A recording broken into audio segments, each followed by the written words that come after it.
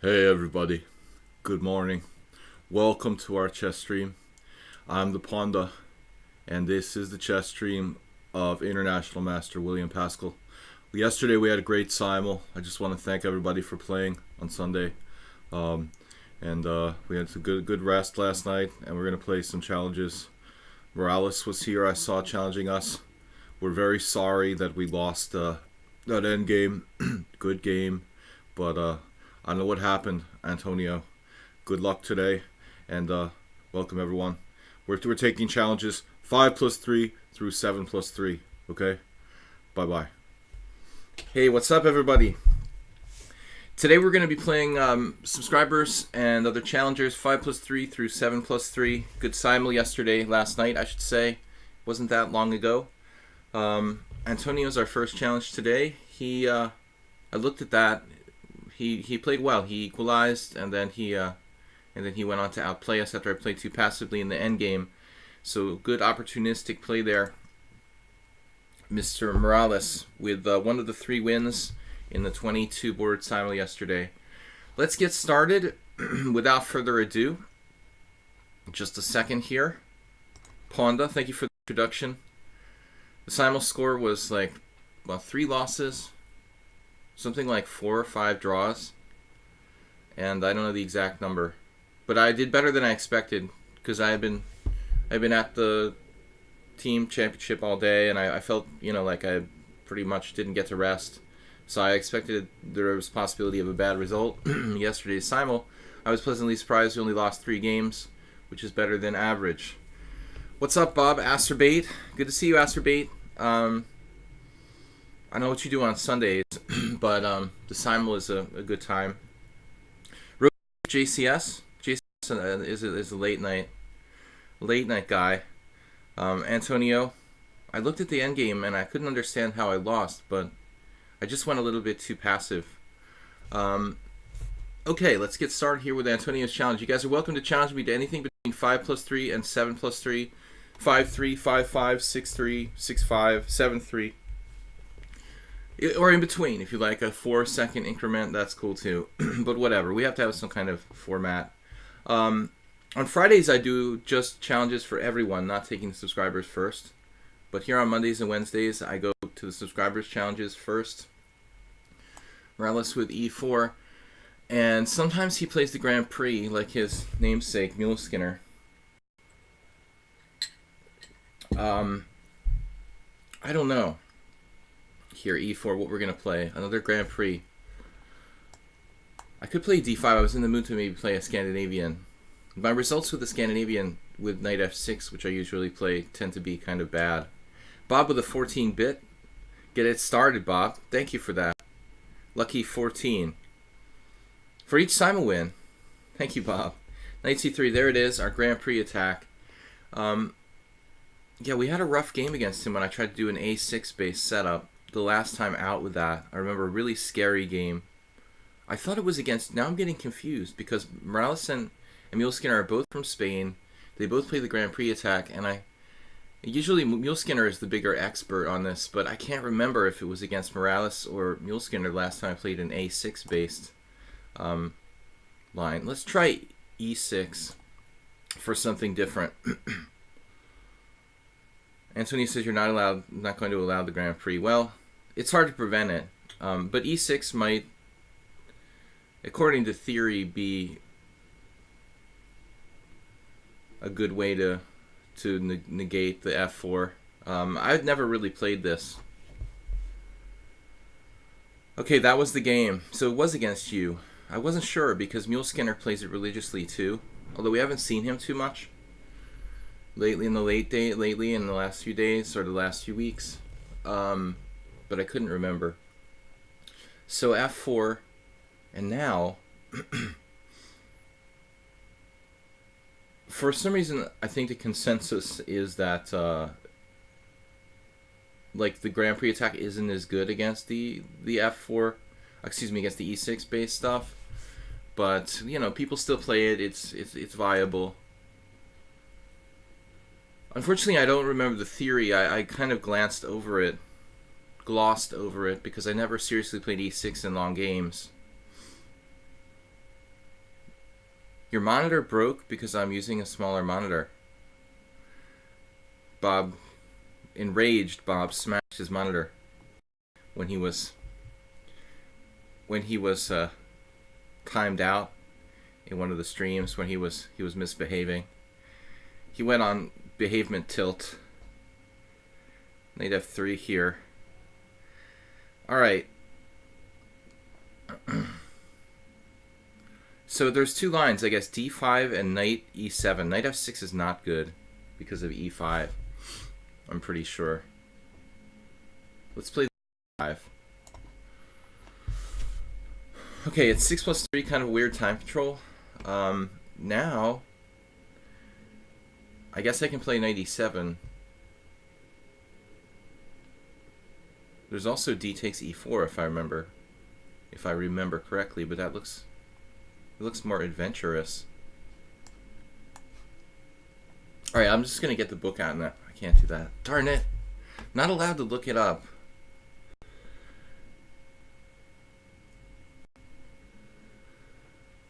Bob just sits there at his coffee table, you know, with the wireless mouse, and he can watch the monitor from 20 feet away. I used to play poker like that. It's kind of cool. Sit on the couch and have a big screen. Okay, e takes d5, taking back. Problem is I've never actually played this. I believe that queen e2 is like a main line. And now, how do I untangle? I have no clue.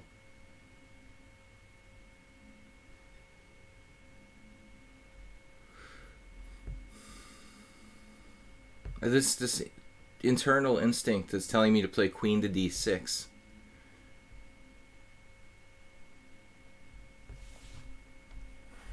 Most instincts are internal rather than external, obviously.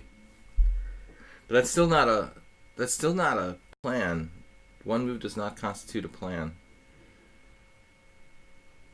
But this would allow me to castle queenside and also capture with the queen on c6 in some lines. I could also play bishop d7. Maybe the most important thing is that I can play bishop d7 without obstructing justice.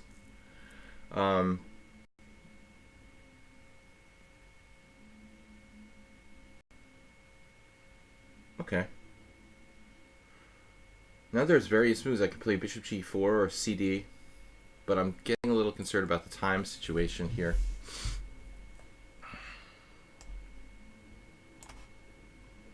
Feels kind of wrong to open this up. Otherwise my queen's getting dragged out there, though. The serious move there as an alternative would have been, as I said, bishop g4. Felt like that was more constructive than the text move.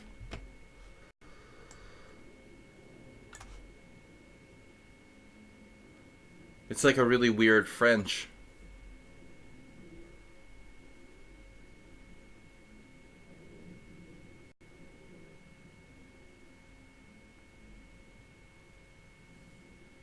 Pawn armada. You could start the pawn armada moving forward if, like, bishop takes c6. Perhaps he should just develop his pieces here with bishop e3.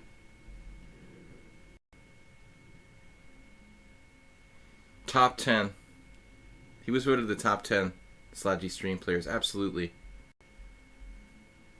Morales has been here for a while. Anonymous, welcome. So I don't know. I think maybe the developing bishop e3 I prefer there. Now the question is, can the armada get out of control here? With c5 and d4, that would change the whole course of history.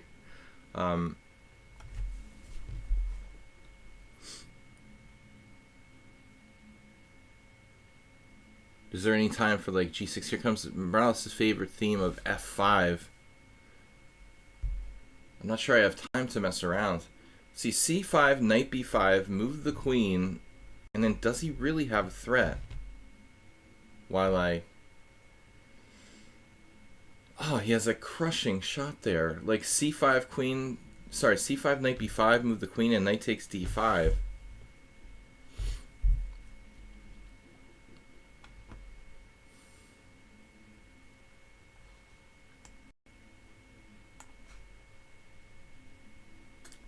I'm really living on the edge now.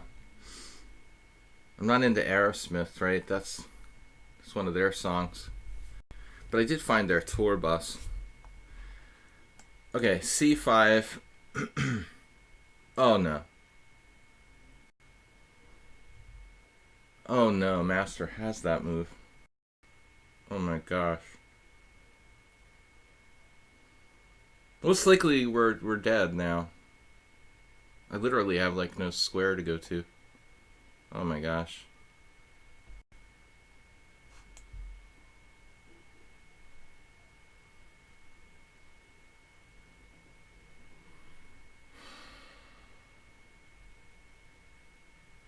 It's over. It's just over. I just forgot about bishop f4.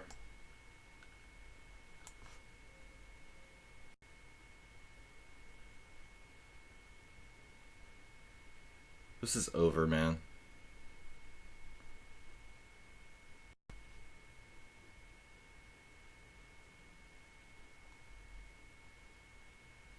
I'm just totally lost. Good game. I'm very sharp in the first game. But how is Morales so sharp? You know, I mean, it's 10 a.m. for him too. And he beat me in the Simon 2 yesterday. I'm not awake. No, I mean, if you see this. But I mean, how can he be so tactically sharp?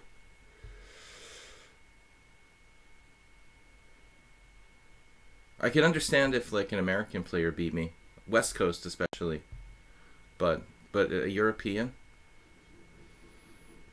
Oh, man, it's so early for this. Tactical gods.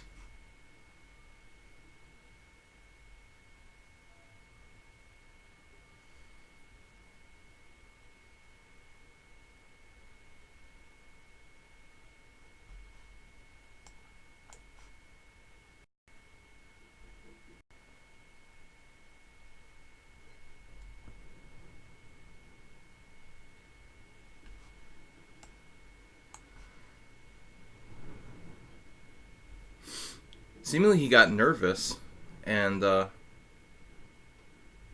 slightly panicked there in a totally winning position. Not playing knight to d5. Now I have some hope. Okay, I am up a piece, right?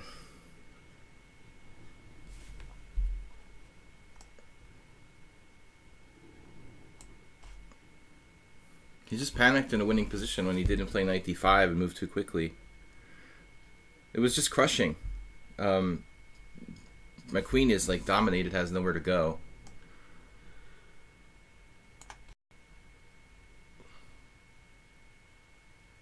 I'm still punch drunk here, even though I'm up a piece. But how could he miss that move?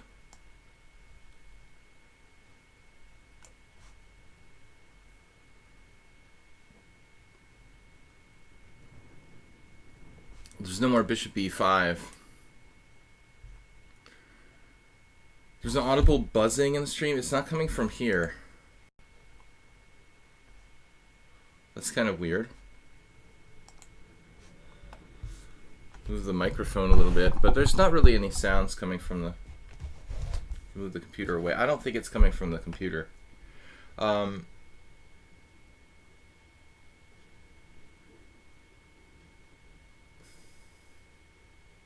Still not over yet.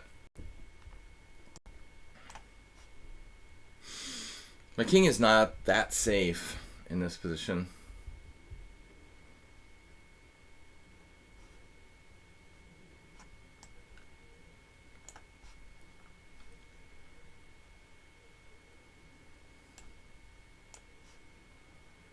I lost an exchange now. Crying out loud. I had a hallucination even there. Now it's totally messed up.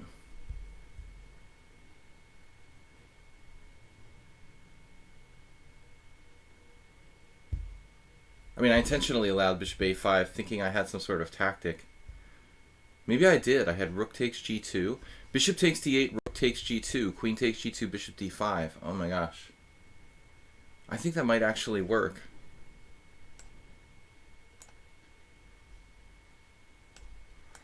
Yeah, but he shouldn't have allowed a trade of queens here. feel like this gives me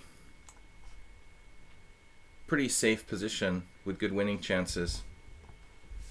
Hoppa. That outside pawn is a killer. Oh, this is the perfect pawn to have here.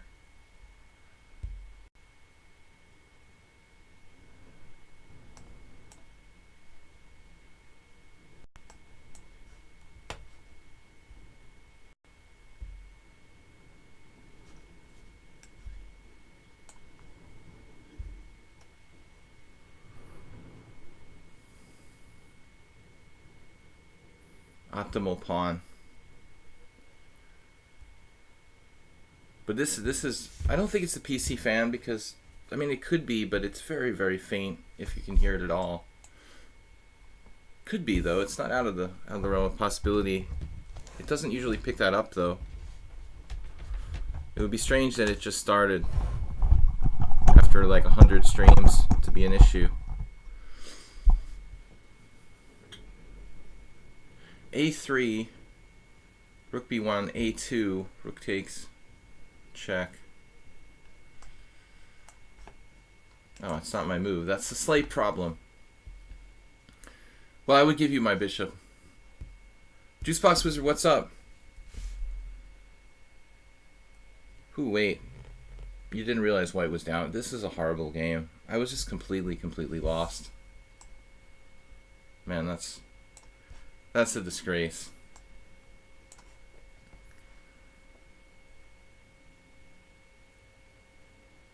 I mean, I always have an excuse for everything. My excuse is that I never play the e6 line, and I definitely don't have the theory committed to memory. Nevertheless, I was outplayed pretty bad here. I really ought to study it because I'm just too predictable in the normal Grand Prix lines with g6. I felt like maybe I played it correctly, you know, for the first 10 moves, and then just lost my way when I played, I guess, a6 or whatever. Let's take a look. I can't believe he didn't play knight takes d5 though. I mean, it's just so beautiful and crushing, and like winning my queen or whatever. So this is all the first time I've played this.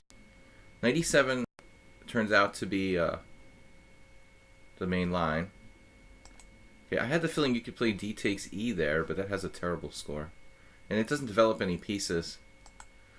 Okay, so e takes d, queen e2 is apparently like the only line. Yeah, and so here, bishop g4 is a move that has a very, very good score. The computer agrees with it. So that looks like kind of the safe approach. f6 is even a move.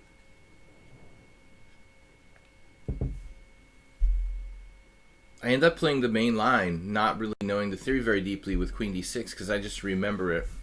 Too much information can be a bad thing. I play queen d6, putting my queen in like a precarious position. Okay, this is interesting. So this is all recommended as the best line, yet like after this move, the computer says white has an advantage. Yeah, I mean, I don't know how you didn't see knight takes d5, Antonio. It's very aesthetic. I mean, clearly that was a key piece in several different variations, which you probably did see at some point. I think you got a little like excited because you knew you were winning, and moved too quickly. But that happens to all of us sometimes. But I don't know about this line. And queen d6 doesn't seem like it's as good as bishop g4. But bishop g4 may take just pieces off the board. Okay, well anyway, we need more research on this variation. It looks playable as an alternative to the g6, but it doesn't look all that simple either. Roast beef is a subscriber here.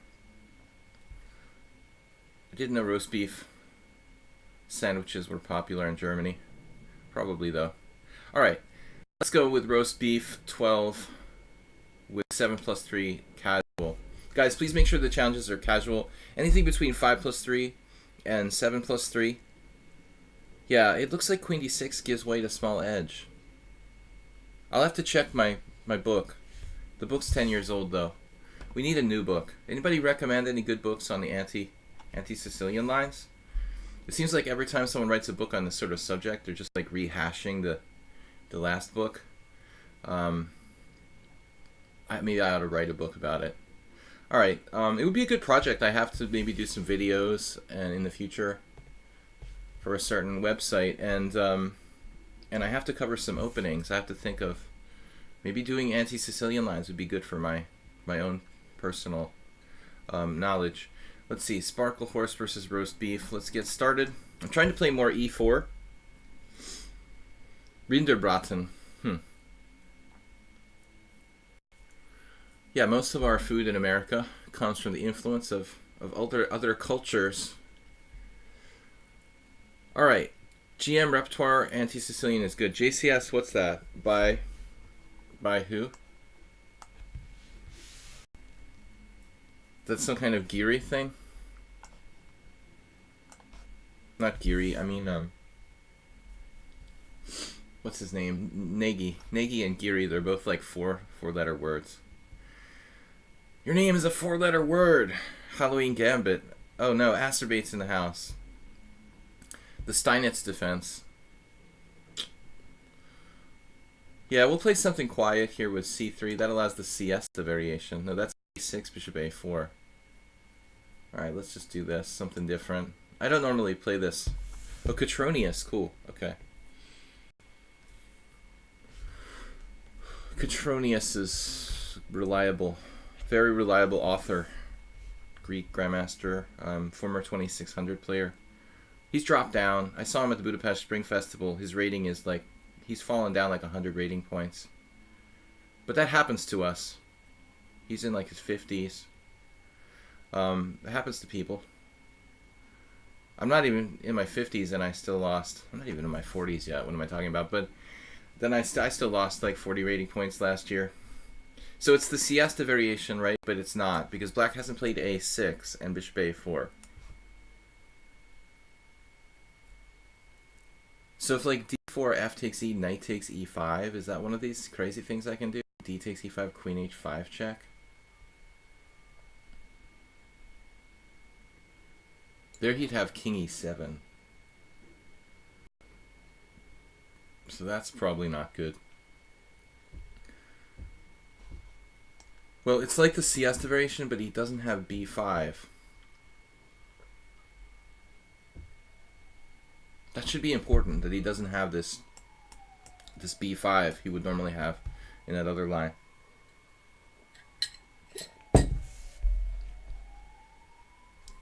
Pay no attention to the ambulances.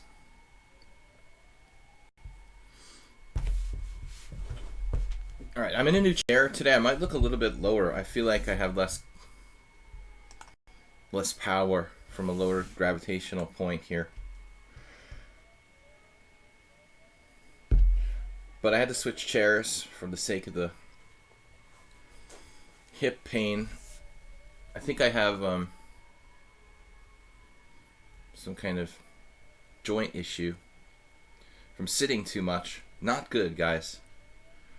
Gotta exercise. You know, I had the dog that I named myself after, you know, my former dog, Sludgy. He was very dominant, a very dominant male dog, and he had this strange habit of pooping on bushes. He would try to make it look higher than like normal dogs. He tried to be elevated. It was very strange. He wanted everyone to think that like a 10-foot dog came along, you know. Knight on f to d2.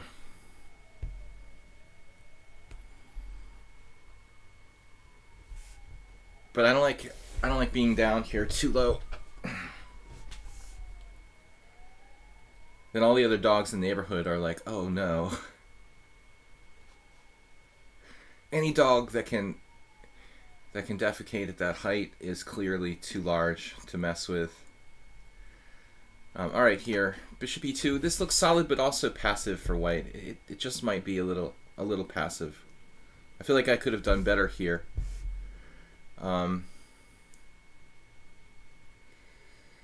Yeah, I think the previous chair is better for the I'm just trying to mix it up a little bit.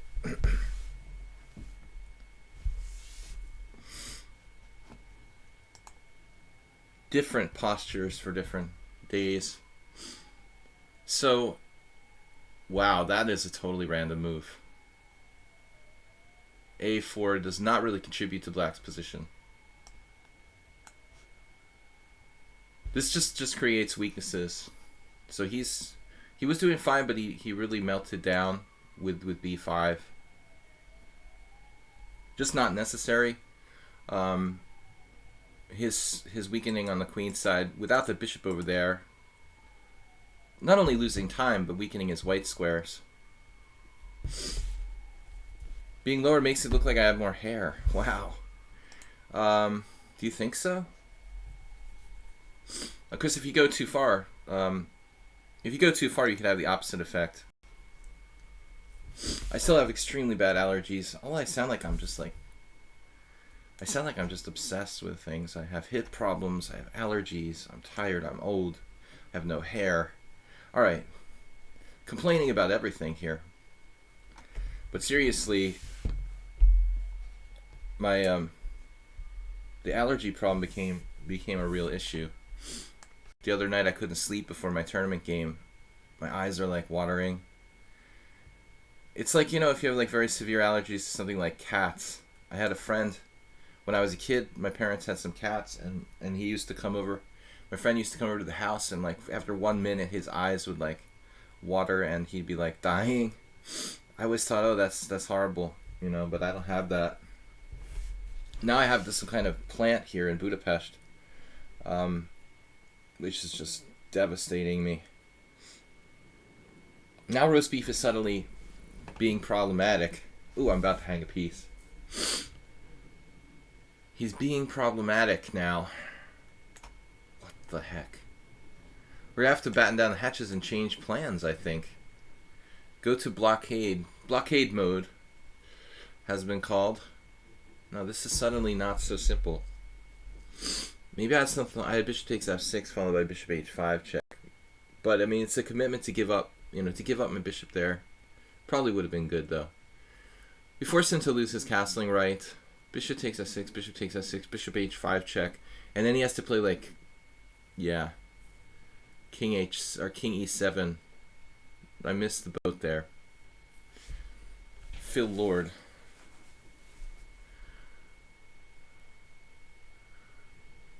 I look like a pharmacist.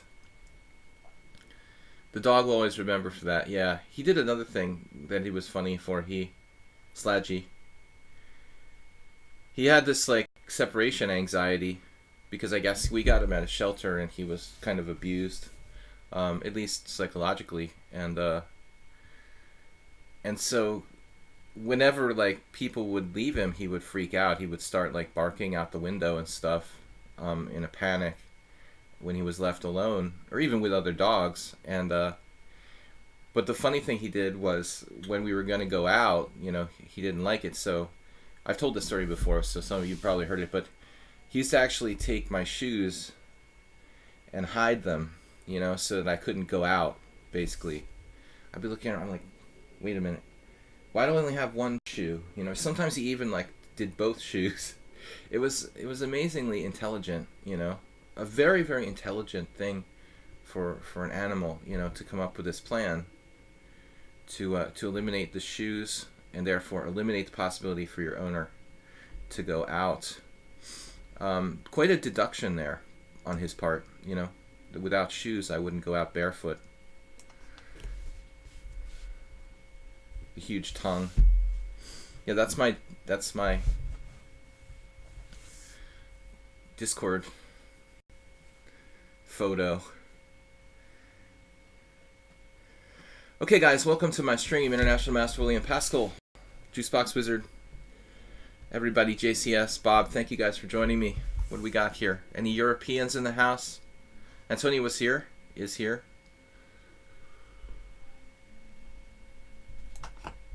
You just wondered where did your, you know, you thought you left your shoes somewhere, but you're like, wait a minute, I wouldn't just leave one shoe somewhere. Clearly, it took itself somewhere. Hiding it under the furniture and stuff like that.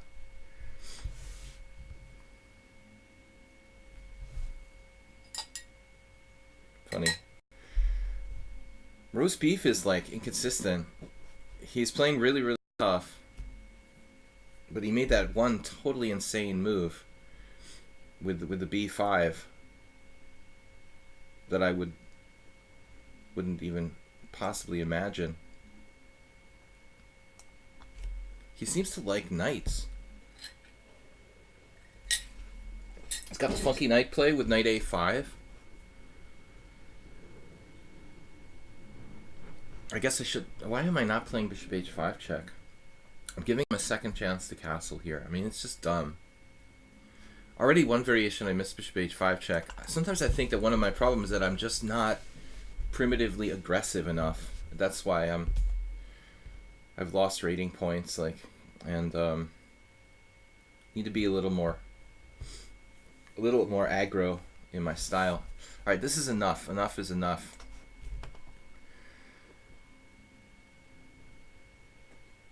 No more castling for you, Senor Roast Beef. I'm playing like Chigorin. Do I have d5? Not quite. Anyway, the damage is done. The damage is done permanently to his pawn structure. It's done permanently to his king position. Yeah, he's definitely like a Chigorin Jr. or something. With a knight hopping around, knight b7, knight f6 is solid too.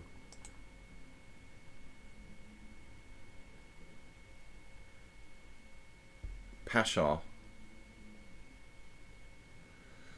Wait. Pascal. No, that's... I always had that problem whenever, like, anybody would call out my name. You go to, like, a restaurant or something, and people are like, Pascal, party of 4. My family would just give up trying to pronounce our name correctly. We just told them whatever. Pascal. It doesn't matter. People just can't pronounce it right. Okay, rook takes a8 check. Baleful. Melhamavati, Clash Kid. I'm going to take the subscribers first. Now we got a lot of challenges. 7+3 or 5+3 or 6+3. Whatever floats your boat, guys. But I think that we saw some flashes of ability there from Roast Beef. But he's got to chill with the weaknesses. B5 and A6 were like essentially the losing moves. Too many pawn weaknesses. Juicebox Wizard had an issue with that. I hope that you cleaned that up, Juicebox. It felt like you made a lot of pawn weaknesses when I was noticing that in your play earlier. It's one of the easiest things I think to eliminate. One of the easiest weaknesses you can eliminate from your game when you're creating too many pawn weaknesses. C3 Baleful. I've actually played this move in a couple games. The so-called Saragossa opening. It has like 0 independent value as an opening. It only can transpose to something else, basically. Exchange Slav, Karo Khan, and like London System. I had a game with a guy who played f5 here, Zelic from Serbia. I also had a game with Prohashka, and he just played d5, and we had like a London System or something. Let's try e5. We'll play like I'm playing white and I'm playing e4. This is what I recommend to you guys. If you have trouble handling like offbeat stuff that's kind of passive, g3, c3, d3, whatever have you, the basic idea I think should be to play something as black, you know, that you would be basically playing with white. In other words, here I'm playing e5, as if I was like playing the white pieces with e4. That's how you should treat these like hyper modern things. Be consistent to how you play with the white pieces. If I'm a d4 player, then I should probably choose a setup with d5, just as a rule of thumb. Anyway, I think that's the best approach.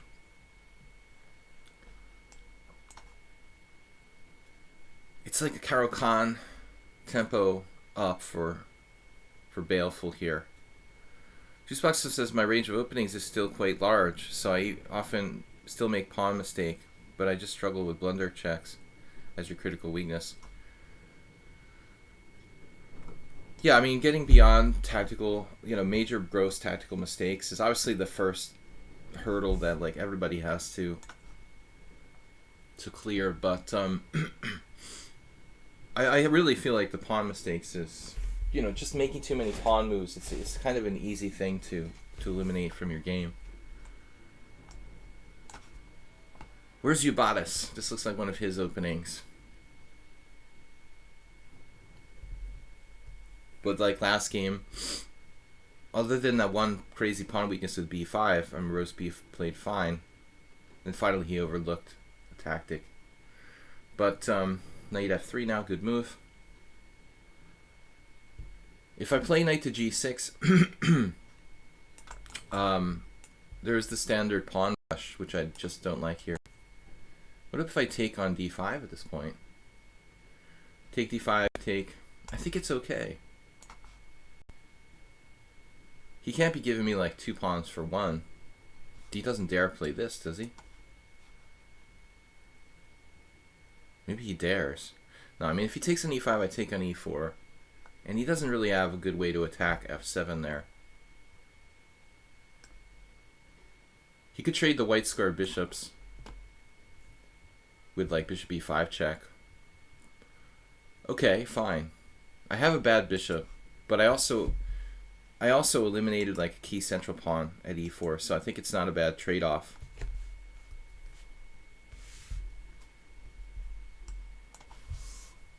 The Olympiad starts in 2 hours. You predict Ukraine to win this year. Ukraine. Not really on my mind. I mean, I'm always thinking about like China being a threat. The United States has the monster team. Are they all playing, by the way? Caruana's not playing, is he? With the World Championship coming up? Can somebody answer that?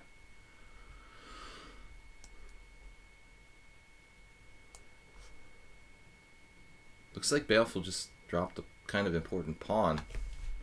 Does anyone know? Is Fabiano actually going to play with the World Championship, like around the corner? You'd think like he would take that as serious. Although the tournament might be good preparation. I'm not sure. I mean, the Olympiad, he could play some random people. Is it really a great tournament for a 2800 player?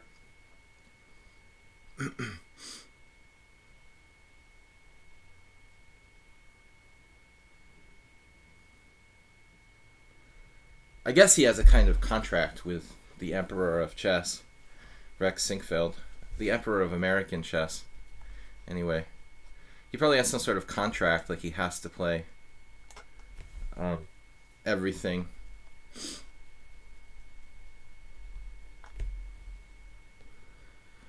Hey, what's up, Nils? I mean, it was basically Sinkfield that brought Caruana back to the United States, if you think about it. That's why I consider him directly related to the situation. The guy went to Italy, became a great player after moving to Italy, and then came back for Sinkfield's money. And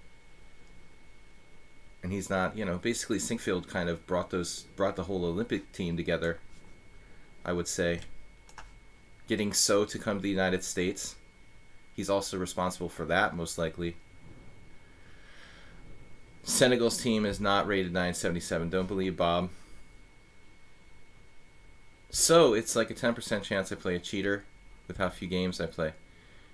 What does So have to do with it, Juicebox? Alright, now Baleful with the tactics coming up. Rook d1.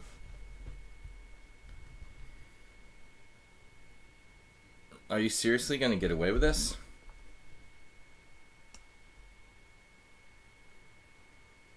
It seems awful to play knight b6, but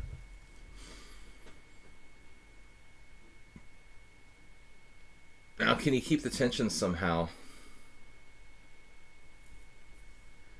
Okay, so the US team is very strong. We're talking about the Chess Olympics. Where is it? Like in Georgia or something? This time? I don't even know where the Olympics is being held. The so-called Chess Olympics.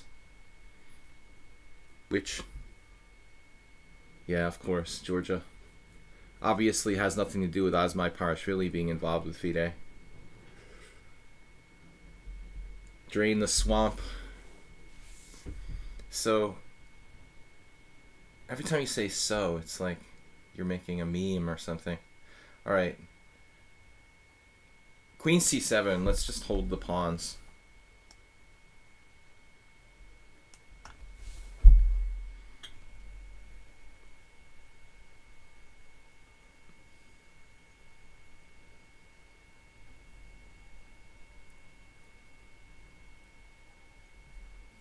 The official website says the Senegal average rating is 977. What? That's ridiculous. How could that even be possible? There have to be players better than 977 in Senegal.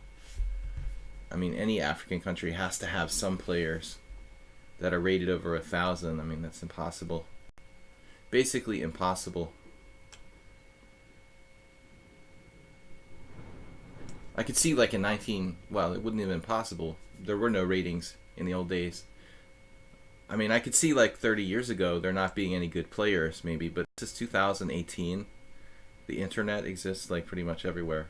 I would think the African players would just get stronger and stronger. And then from every continent where, you know, it was harder to play, say, over-the-board tournaments or something.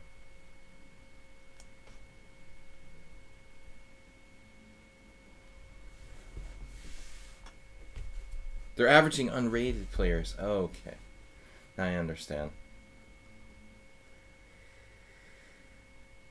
I don't know particularly any player from Senegal, but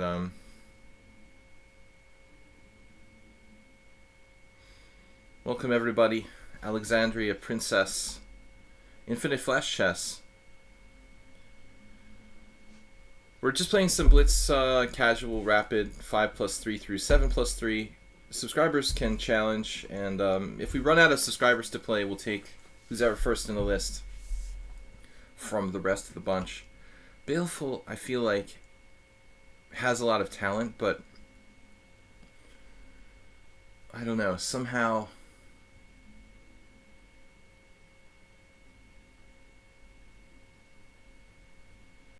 he needs to really focus on trying to play the best move more. I feel like he just tries to be practical or something, but to make a conscious effort to really, really take your time and play the very best move, rather than just making moves. I know that you can do better. Knight A3. Misplaced here. Okay, I need to get castled. I was thinking of playing B5, though, to play against the knight on A3. Baleful's fast. You know, and I constantly talk about the speed thing. Because to me it's important. One of my teammates yesterday did a really bad thing. He wasn't punished for it, but it was a very typical mistake. Like, he was clearly better on the verge of winning. And his opponent, this is before move 40, his opponent had like terrible time pressure. He basically had his increments with no additional time left for like 10 moves. And our player had an extra 25 minutes plus the increment. And what my teammate did was basically started blitzing the guy. He started like moving instantaneously while the other guy was in time pressure. I mean, this is a good strategy, fine if there's no increment. But as soon as there becomes this situation where there's an increment, it becomes wrong to really try to play for blitzing the guy. It's absolutely like, just take your time and try to play the best possible move. The best way to put pressure on this guy who has no time left is with the best possible moves. Because there's this increment, he's not going to like not make the move fast enough or something. And the guy basically lost a lot of his advantage and almost ended up not winning the game because of it. So I mean, our match just hinged on this game. And he came within millimeters of screwing up. Fortunately, he didn't. But he came really, really close. He went from like clearly winning to just a little bit better at one point. Yeah, Baleful, really practical player. Okay, so Juicebox Wizard has only 3 FIDE rated players in Cambodia. It's funny how strong Vietnam is, and they're practically neighbors. Isn't that weird?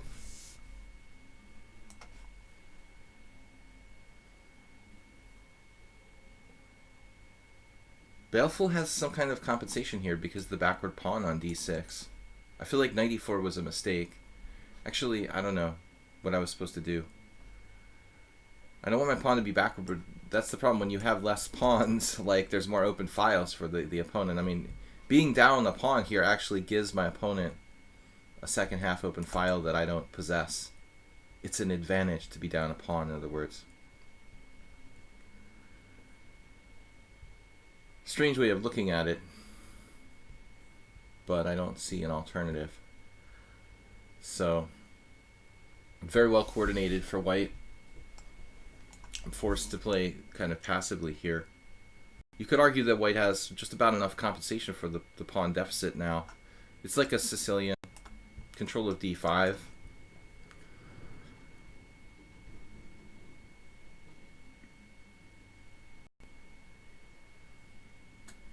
It looks like it was like a Mora gambit, basically. I've got to watch out for tactics. If I could trade queens, we would eliminate, you know, most chances that I lose. And but getting control of d5 looks very difficult.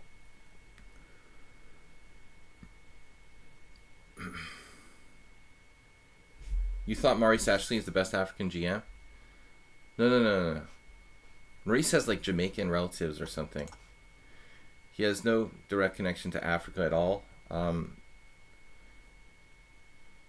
The first African Grandmaster, as far as I know, is like Amon Simatowe.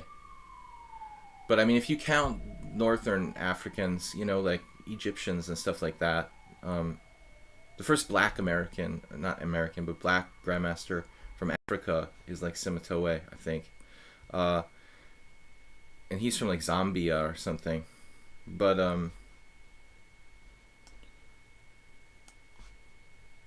yeah, Maurice is fully American.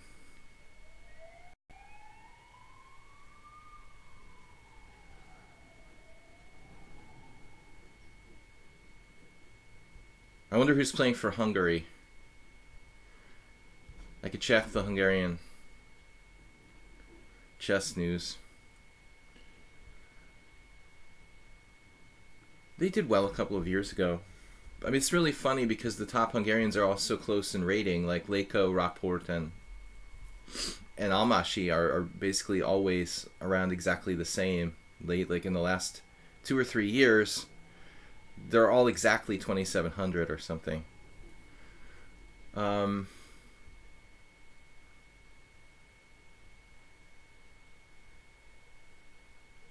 It's hard to make progress here. Got to get some grip on the white squares. Basically, Baleful putting up a lot of resistance. Zoltan is Hungarian. What about Zoltan Almashi? The name sounds African. No. It's like as Hungarian a name as you can get. Almashi Zoltan. Zoltan is like one of the most classic Hungarian first names.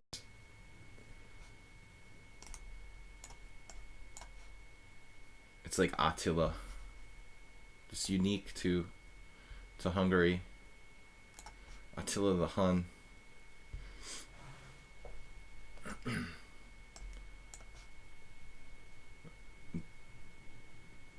So somebody's missing. Rapport is not playing then. Rapport makes a really good board 3. Basically. Don't want him on board 1. That was my joke a couple years ago. He's not consistent. Leko's a good board 1. You have Almashi board 2. Put Rapport on board 3. You just don't want... Okay, Rapport can be board 2, but you don't want him on board 1. He's just not consistent enough. Yeah, but without Rapport, the Hungarians have very little chance. Okay, Baleful.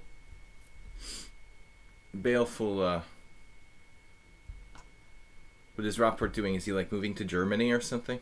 Anybody know? I should know. I live in Hungary. I should know the gossip. All right. We've got challenges from subscribers. Clash Kids up next. So we're talking about the Chess Olympics, which starts today. The United States, China, Russia, obviously, these are the favorites. They have other perennial favorites, like Ukraine is often strong. Israel can be strong from time to time.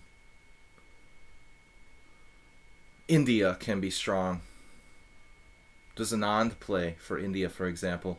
Usually not. He doesn't tend to play in Olympics.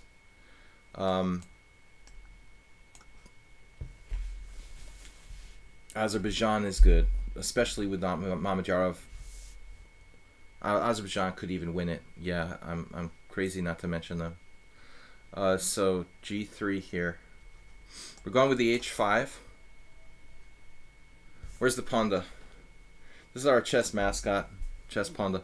Hey guys, I'd love to throw the H pawn down the board. Oh, this is great.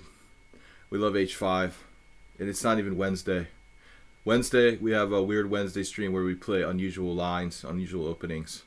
But this is just something that we've been cooking up. We had a game the other stream like last week, one of the other streams last week, where we actually played this line. Muksudlu, Iran could do some damage in the Olympics. I don't think they're a threat to win it, but they could do some damage. Becoming a rising power, the Iranians, with more strong young players. Now knight f3. This is exactly the game Muksudlu played, I think, with black in the first round of the World Junior that he won.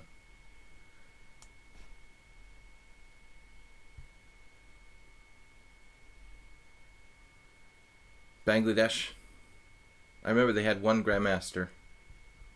Maybe they have more now.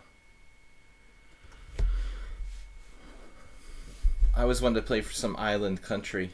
I probably could have moved to like Bermuda. I used to play in some of the round robin tournaments and stuff in Bermuda back in the day. But it would be pretty boring to move to a country just to play the chess Olympiad. You know, you'd have a fun event, but then the rest of the year you'd be like, what do I do? Alright, now bishop c5, knight takes e5. I considered bishop takes f2 check there is like an improved bishop c5 variation. So, okay, the guy Rahman might be a grandmaster, but there was another guy, Nayaz Murshid, who's an older. Yeah, so they have at least two grandmasters in Bangladesh.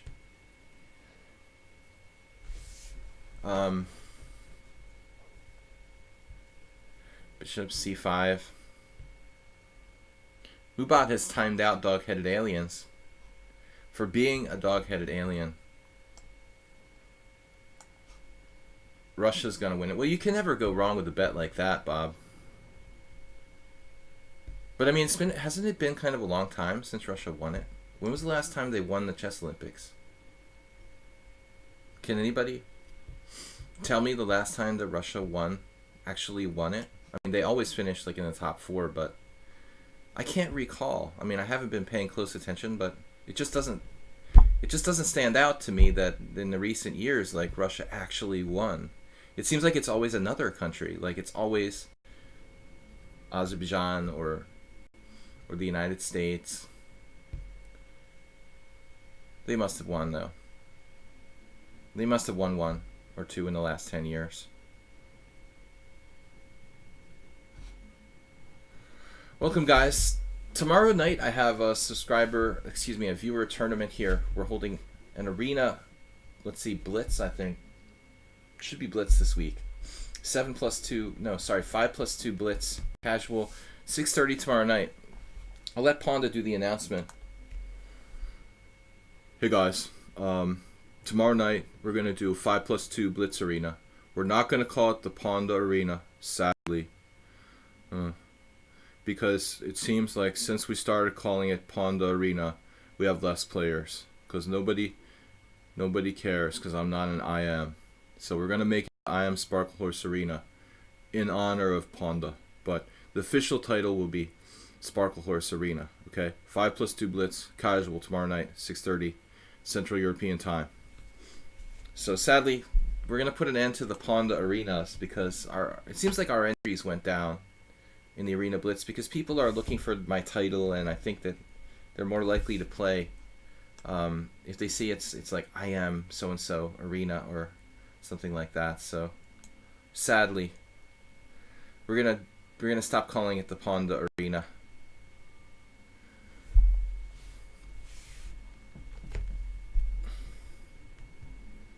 So think the U.S. is the favorite with the 3 top players. That's fair.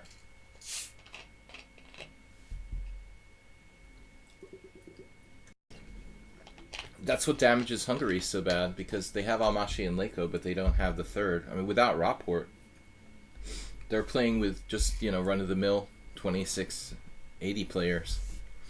That's not going to cut it. I mean, Berkesh and Victor Erdos are good friends of mine, but those guys are not really a match for like So and Nakamura. They're just not quite on the same level. I'm betraying Ponda for more players. Well, I don't feel like we're betraying him. I'm simply changing the name of the tournament. He's a little disappointed. Spain is sending a bad team. That's not a good sign, I mean, it sounds like money or something. But it's the same thing as like Anand doesn't play for India. Actually, Anand probably lives in Spain still, right? He always had lived in Spain for a long time. Is he still living in Spain, Antonio? You have any clue?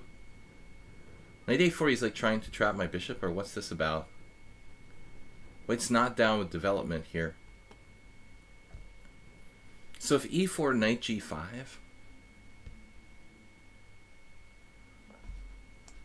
we got to do something. He used to live in Spain. Maybe that's not been the case for some years now. I don't know. I mean, it seems like he would be a national hero in India, so who knows? Maybe he moved back a long time ago.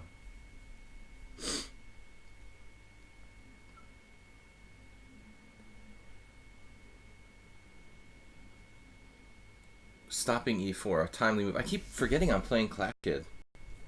He's a good player. For some reason, I thought I was just playing some random player. I saw the 2000 rating, and well, it's not that high. I actually didn't think about who I was playing. I was focusing more on the opening.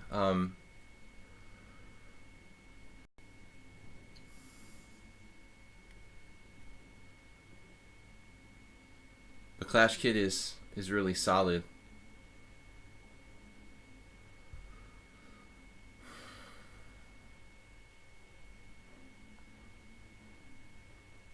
He's kind of absorbed everything like a sponge here. I could throw at him.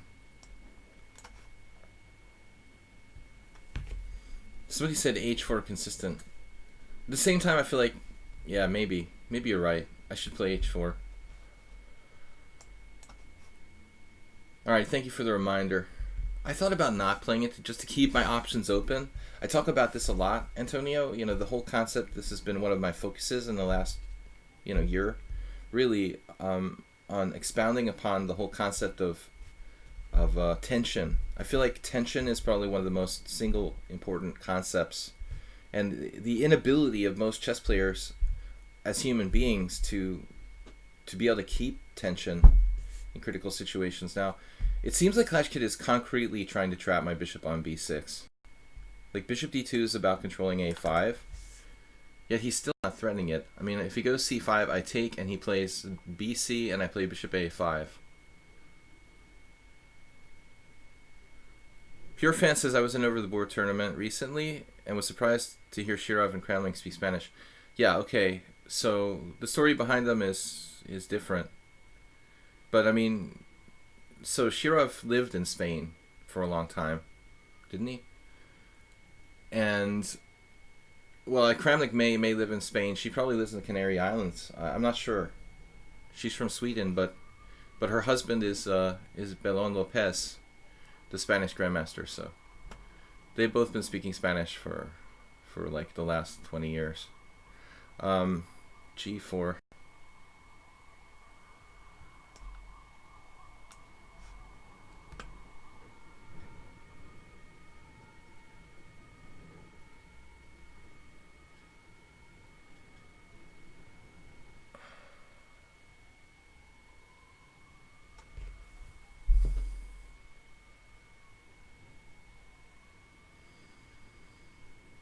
I got a little distracted. Dude, don't you just win a piece now? I've been talking about c5 for the last 3 moves. And I actually managed to find a way to make it work here. You just have c5, bishop g5.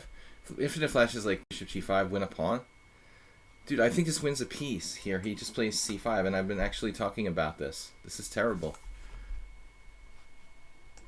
You guys, stop distracting us. That's awful. Just a total oversight by both players. Now he's destroyed his structure. I think that my connection here with the control of a4, the damage to his king side, gives black a small edge. I mean, I realize we have to have some sort of running conversation to make it not boring, but man, that was painful. I'm literally talking about one tactical concept, and I allowed it. Is this closed enough? b5, perhaps. No. There's too many pawns. They're getting in my way. Get them out of my face with all these pawns, man. The closed English is tough. Seriously. I mean, I'm playing a closed setup with e5, basically. So it's my fault more than anyone.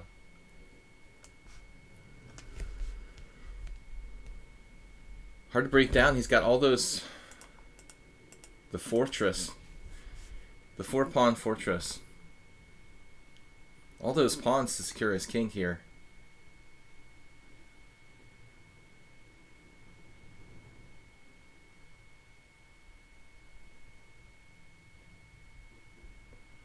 Someone's thinking about playing d4. That's not nice.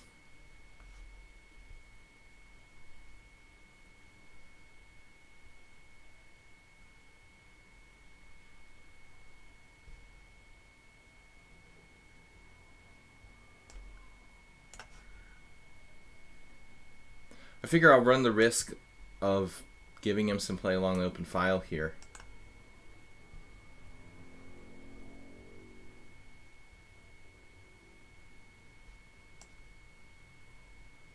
He's got some tactics. Oh, man.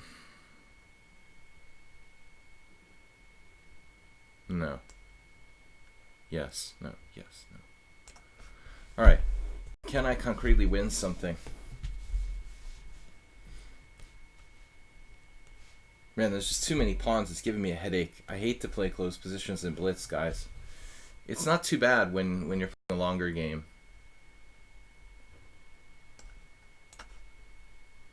And he's still going to have some sort of compensation no matter what I do here. Queen takes d3. Queen takes f4. And queen takes c3. My queen is like marooned outside my position.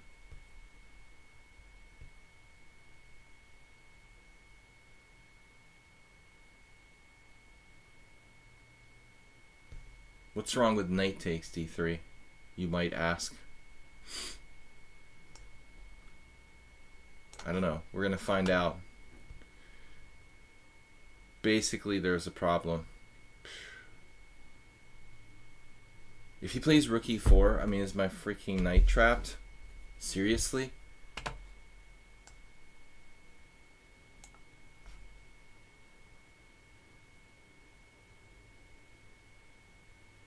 My bishop is effectively trapped.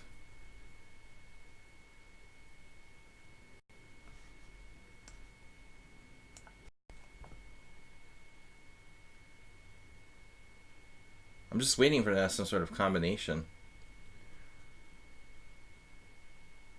I guess I can double my rooks on the A file, but then I have nowhere to go. This is a serious issue. You have to try to get free.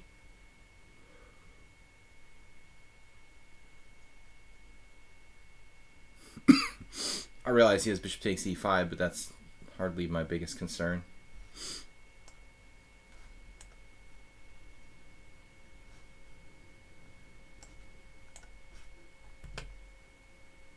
Can he protect c4? Not directly. Yes, directly. Wonderful. Alright, so now we have d5, though, at some point.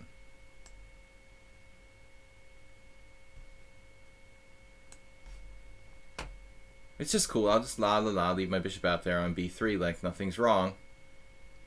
Dropping a piece.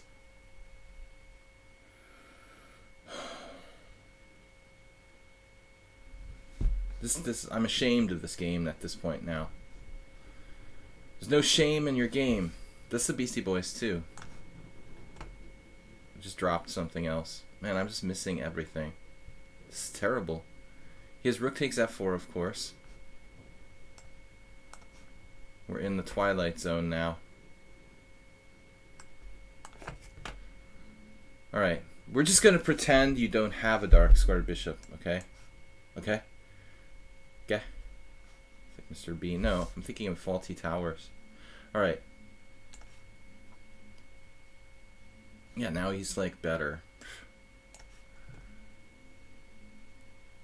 This game is just a disaster. Horribly played by both of us. From the tactical perspective, of course, I'm talking about.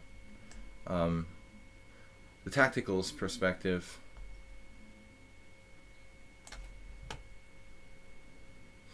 Literally, like,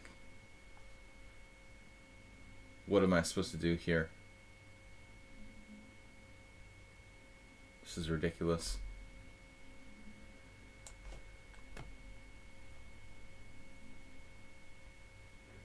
It's messed up, man. That's my king I'm grabbing. He didn't defend c4. Clash Kid must be as sleepy as I am. We're both awful tactically. We missed literally like 7 obvious forcing captures.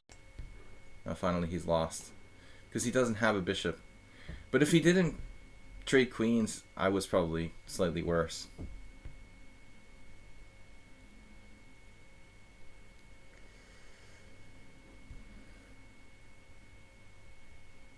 In which part of Budapest do you live? Are you the real Attila Turzo or just an imposter? Turzo Attila. International Master. Juicebox Wizard, what's up?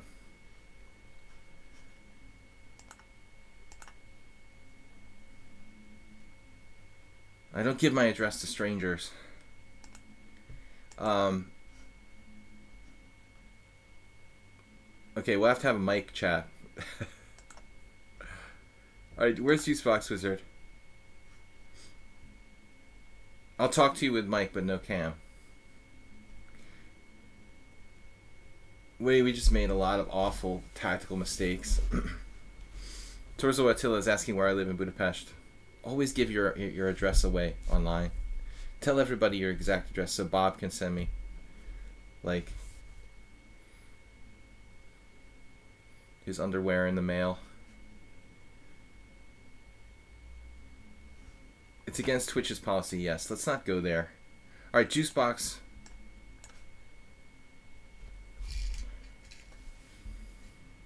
Gonna mix it up. I've been playing e4 every day.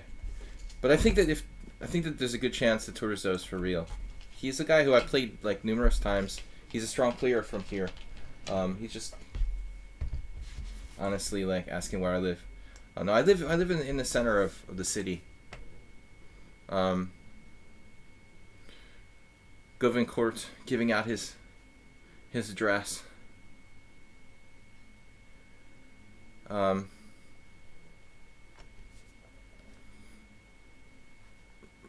I used to joke that I'm like the strongest I am on my street or something like that. There was like two other title players within walking distance. I live in the 6th district. Do I live in the 6th district? I live in the 7th district. Crazy. I live in the 7th district. Okay, bishop g7. But Bob, that's not going to give you enough information. I played Attila Turzo the first time, and it was remarkable because it was my It was my first ever 4 game in a row losing streak where I lost 4 games in a row. I was completely on tilt. I think I lost to Attila like on the third one. I just lost 2 games and I played the Alekhines defense against him for some reason, even though I didn't even know anything in the Alekhines defense. That was in 1998, 1997. I think it was 1997.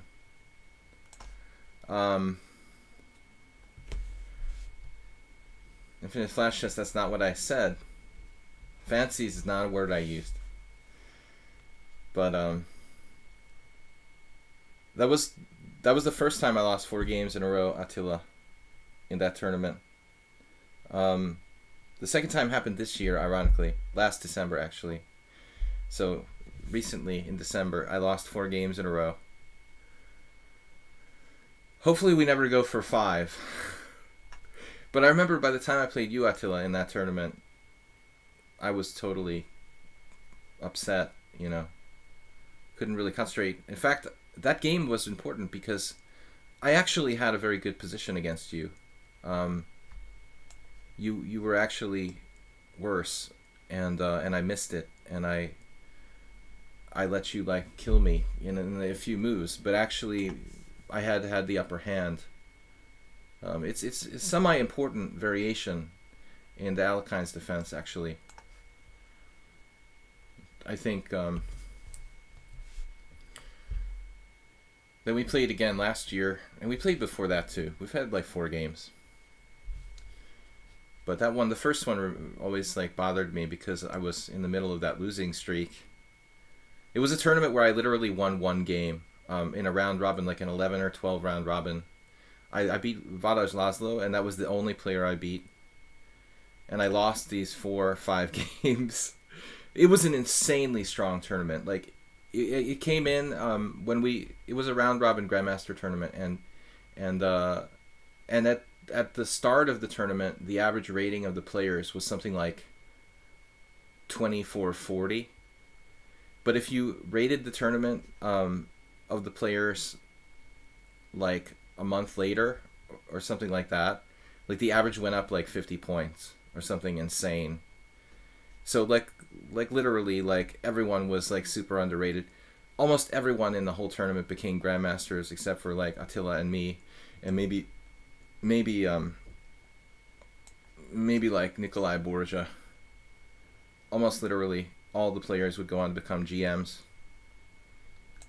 It was a remarkable tournament because it was one of the strongest ones I ever played in. Like, the average rating wasn't the highest, but it would have been if you had rated a little bit. It was like Stochek, Och, a whole host of people who were like going to become grandmasters.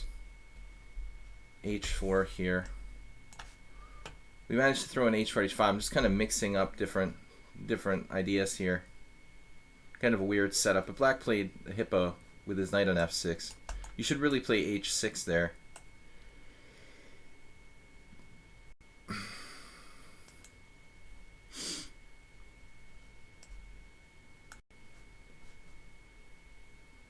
I just remember any tournament where I lose 4 games in a row. Like it's impossible to forget about that.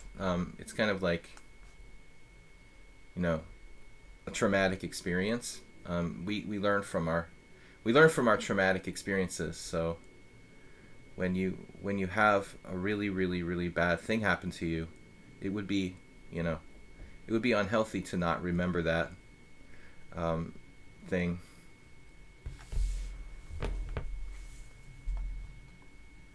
Okay, now what's up next? We're trying to develop our pieces. This seems to be an idea, possibly. Knight G4. Though it may not be the end of the world. I have Bishop G5. We can allow it probably and play here. But I don't want to give up my bishop for the knight. Frankly speaking, though, he can probably play knight G4, bishop G5, bishop F6. I just realized that this isn't so bad for black. I have a very, very small advantage here based on pawn structure. My longest streak of draws, I have no idea. I might be like working on it now as we speak. But I don't know. I mean, I probably never had more than 7 or 8 draws in a row. But we're talking about like combining tournaments. I remember one GM tournament I played like right before the one. That was a funny thing was the tournament before the tournament with losing 4 games in a row with Attila in 1997. The tournament prior to that, I had a round robin tournament with literally 9 draws and 1 win and 1 loss. And I remember thinking like, man, that's so many draws. I'm playing really solid. And then the next tournament, I like lose 4 in a row, which was pretty upsetting. I think that was the most draws I ever had in a single tournament, 9. Thanks, Attila. My record number of draws. We played once in an IM tournament, I think. Those don't really stand out in my memory so much.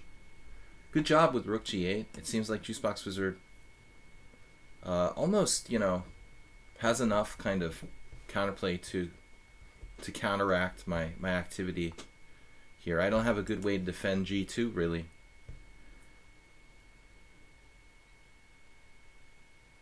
I think maybe Rook H1 was too passive in the first place.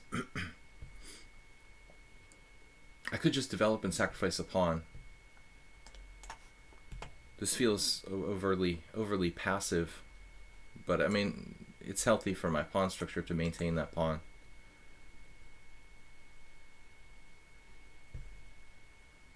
It's just funny. It reminds me of like games where I used to play like H4 Ponda style.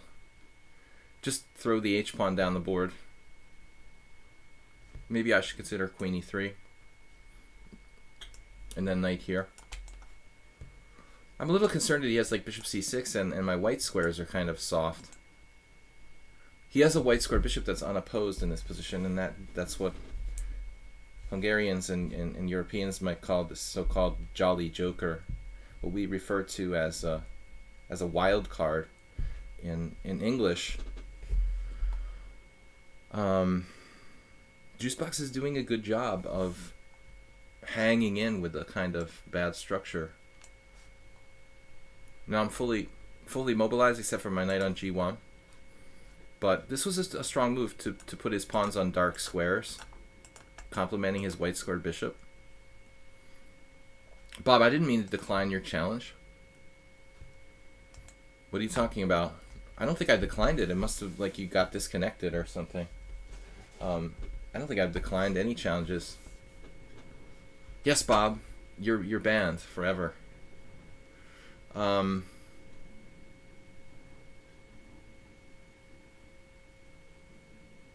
Juicebox was doing a really good job. I mean, Bob, I declined your challenge because you're the only person who donated to the stream today, obviously. That's what I generally do. Maybe there was an accidental declination, but mostly when people donate to support my stream, I either ban them from the stream or decline all their challenges. It depends on what I'm feeling that day. So this is really annoying. Maybe knight f3, bishop g4, knight h4, bishop takes d1, knight takes g6, leaving me with no structural advantage at all. How do we like that line?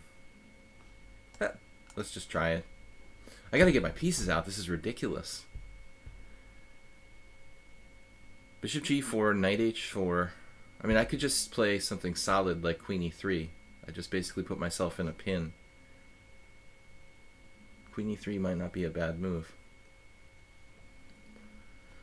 I'm hoping that he gives up his central strong point on e5. We're trying to get him to give this up, but he doesn't have to do that. He can play bishop g4. I'm just being sarcastic. I would never, of course, decline Bob. He's the only person prior to Acerbate's 1-bit donation support the stream today.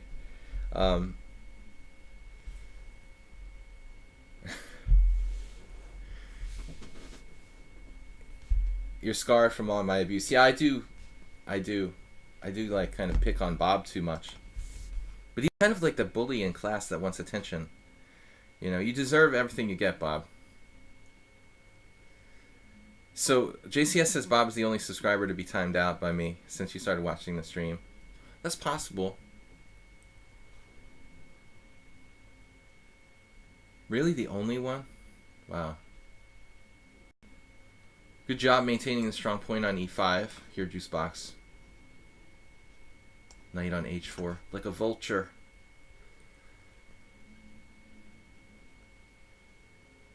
Very solid so far.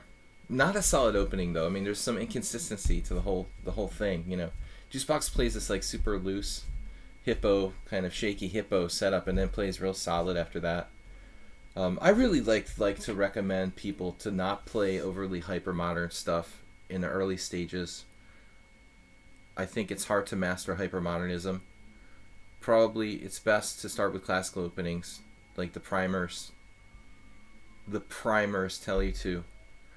I didn't do that, but I regret that I didn't, learn chess openings in a kind of classical way.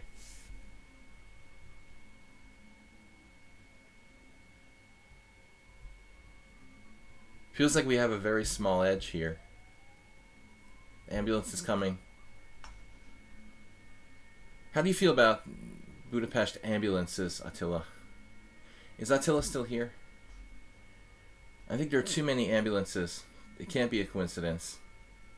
There has to be some sort of conspiracy.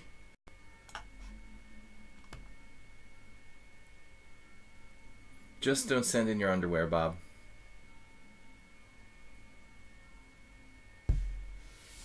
I'm just trying to drive his rook back, but is that even a good thing to do? Like when you think about it, maybe I'm just forcing him to put his rook on a safer square by going here. You really have to think about these kind of things, If the opponent has a piece that's unprotected, like that rook on g7, usually it's best to just leave it where it's at so it becomes a future target to some kind of like fork or double attack. I'm basically saying, hey, Bob, I'm saying, Juicebox Wizard, here, protect your rook. I mean, fix that problem. That's the philosophical way of looking at it.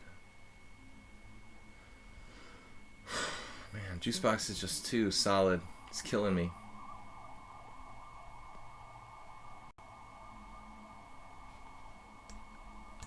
All right, I'm going off on a tangent here to radically alter the position.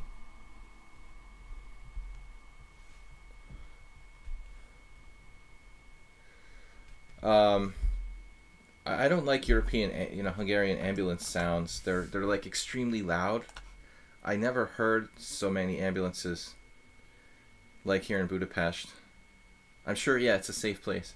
I have a theory that they're just practicing.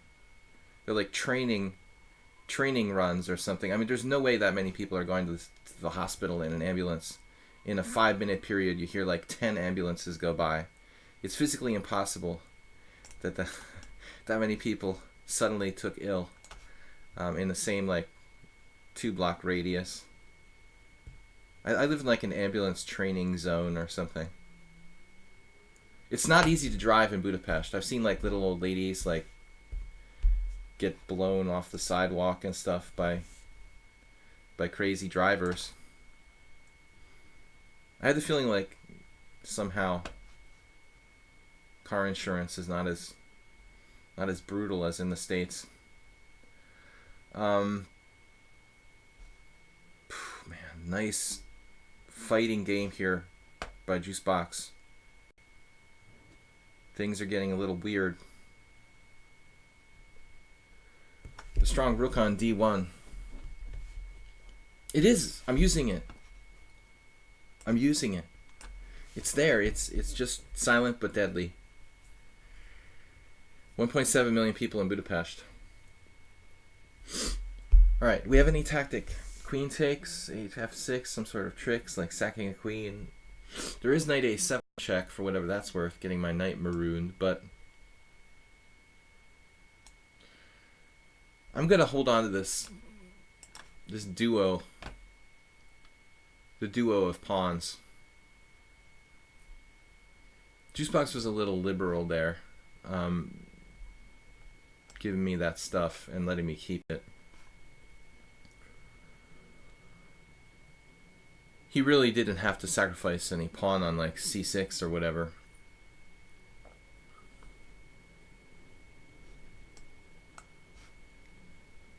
Make Luft, not war. Govan Kurt says the ambulances are a lot, but also too loud. I think that's the difference between the states. There are like more laws about like noise pollution in the West, probably. Noise pollution here is like, what's that? Nobody cares about that. There's more important things to worry about. All right, King B1. He's still hanging in there. So good job, Juicebox. I mean, here, yes, you're probably lost because you're down a pawn. But objectively, I thought your game was pretty decent. Okay, so Phil Lord. No. Who's a subscriber? Arsenal? Do we have any subscribers? Nils. What happened to Bob? There's Bob. Sorry, Bob is next. And then I'll play Nils. And we'll go from there. I take the subscribers first on Mondays and Wednesdays. The Chess Ponda's here with me. Yeah, Juicebox, I mean, I'm not pretending like you played a perfect game or something, and neither did I. But just in terms of, like, judging you by your other games with me in the past, I feel like this was really competitive. And even at the end, it wasn't that easy to win. And I'm not sure I would have. Hey, what's up, guys? I'm the Chess Ponda. And the only black and white animal on the planet capable of playing, competent chess, basically. So, good to be here, guys. Tomorrow night, 6:30, we're gonna be playing 5+2 casual blitz arena, the not Ponda arena. Since we started making the Ponda arenas, we've had a kind of fall down in the number of players because I think they look for the IM title next to the arena name. All right, Bob. Mr. Bob. Is here anybody else from Budapest? Yeah, Attila. Govan Kurt there. He was saying he was on the Karut. He lives. Do you live in Pest or Buda? Torzo. Actually, Torzo also worked with me at a website called chesslecture.com for a time. Good library of chess videos at chesslecture.com if you ever want to check it out. Ryblock says, I did my private pilot license in Budapest. Seriously? Wow, that's crazy. Sholmar. So Attila's like outside the center. Knight c3. The IM Ponda arena. I guess I can call it something like that. But Ponda's not an IM, so it's not really... It's like false advertising. Well, like, a lot of people come to Budapest for various reasons. I remember, like, American Grandmaster Alex Scherzer was here back in the late 90s, and he actually made his medical degree going to medical school here in Hungary. For example, if you don't want to drop $100,000 a year going to medical school in the United States, you could go to medical school here. It's like a lot of universities and colleges, the classes are taught sometimes in English. I mean, it's a good alternative to wasting all your money. In the West, like we pay ridiculous amounts of money to go to school, and I think that it's not the way it really should be. Private institutions. I mean, I don't mean to be like on a socialist rampage here, but it's clear that, like, private institutions take advantage of people in the West more. Okay, bishop h7. We go into like some kind of mainline Caro-Kann. Chi says, can I send a challenge? Well, you are a subscriber. How much time do we have left? An hour, so plenty of time. If you guys are subscribers and you want to play, I'll take those challenges first.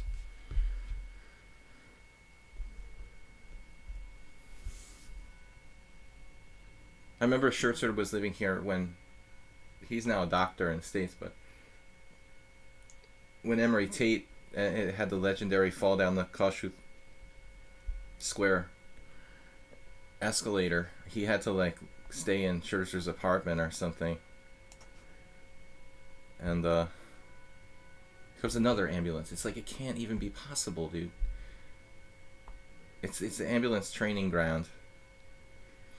One of the dangerous drivers in Budapest, though. I have a German friend of mine. You know, Germans are renowned for the Autobahn and driving in general, and this guy was just like the worst drivers I ever saw in the world in Budapest.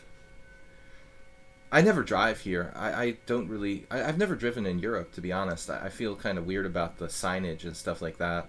I guess I could adapt, but I prefer not to have a car. So... But I mean, from my experiences riding in automobiles, I think that it's a lot less safe than the U.S. The U.S. drivers are bad. It seems like they're not quite as out of control as Hungarian drivers. So ambulance driving here could be a very, very dangerous sport.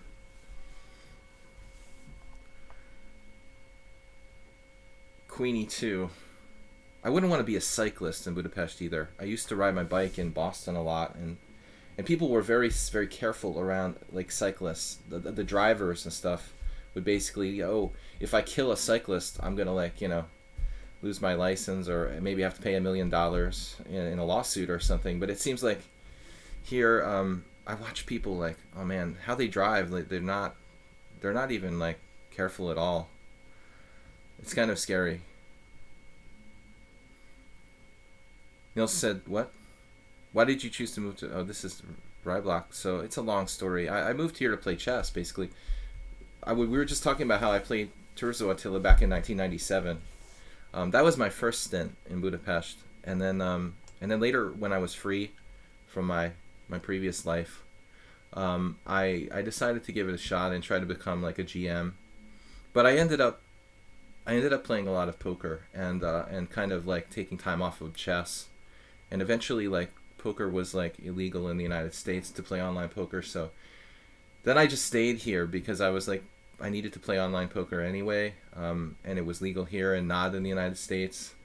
So I kind of had many reasons: chess, playing poker online, friends and family, and I just decided to stay here. Kind of unusual what Bob did with Bishop, allowing Bishop takes H7. I think I've seen this in some books, but I tried that once and it didn't go well. Lordanas says in the US you can start driving when you become 18, right? Not exactly. It's actually younger. Most states allow 17, and some like more liberal states like Florida, I think, is even like 16. So it's not like alcohol. It's actually possible to get a driver's license, or like you can go in the army when you're 18. Oftentimes like 17. Most states 17, and some states is even younger. I remember when I was a kid, like you could get your driver's license at 15 in Florida, for example. So it's really, some states are way more liberal than others. Yeah. I remember my neighbor, a friend of mine, when he turned 15, I was shocked. I was like 12. He was an older friend of mine, and I was shocked he could get his driver's permit at 15 because he had moved to Florida. It was really like, wow, that's awesome. Okay, so Bishop D2, the ultra-aggressive Bishop D2. Bob playing the Caro-Kann. Queen B6. No, typically this square doesn't really do it for me when I'm playing the black side of this opening. He's attacking this square. He also might have Queen A6 though, trading queens, I just realized. That's not a concept that typically pops up because usually the knight goes to D7 fairly early on. So he literally can force a trade of queens now with Queen A6, which leaves me with a very small endgame plus, but probably no more. I don't think I can sacrifice my pawn on A2. So I'd basically be compelled to trade queens, which would reduce the danger for black here significantly. Wow, Anonymous says in Croatia you don't get your license until you're well into your 20s. Dude, what? The 21-year age limit on alcohol in the US is stupid. Of course it's stupid. I mean, it's crazy that you can like get sent to war when you're 18, but you can't drink alcohol. It's just insane. I mean, I think probably one of the only countries in the world, right, with such a strict age for that. So you can basically get killed in battle, but you're not allowed to buy a beer. That doesn't make a lot of sense. Anyway, that was always my argument as a kid, but all right. Anyway, we're far afield from the chess conversation here. I just played Rook E1 though. I'm not sure about that.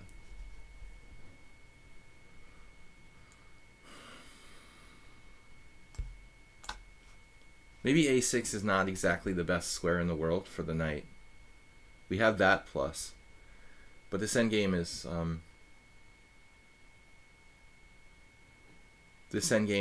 pretty limiting for me. I have to play knight E5 maybe to keep pressure on F7. That keeps him from castling queenside. It's easier when I look at this position. It's easier for me to see it from Black's perspective because I typically don't play this line. I typically don't play the main line, Caro-Kann with White. I've played mostly the Panov-Botvinnik attack when I play the white pieces in Caro-Kann's in serious chess. Germany has such a tradition with beer. Like, you should be allowed to start drinking beer when you're like 12 or something. I mean, it's part of the culture. Actually, cars too. Cars and beer, right? But whose birthday is it anyway? Oh, you just turned 23 hours ago. Wait. 3 hours ago? What time zone are you in? Are you in Australia or something?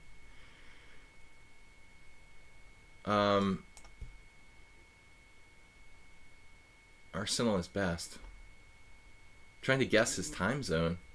If he turned 23 hours ago, what time zone could he be in?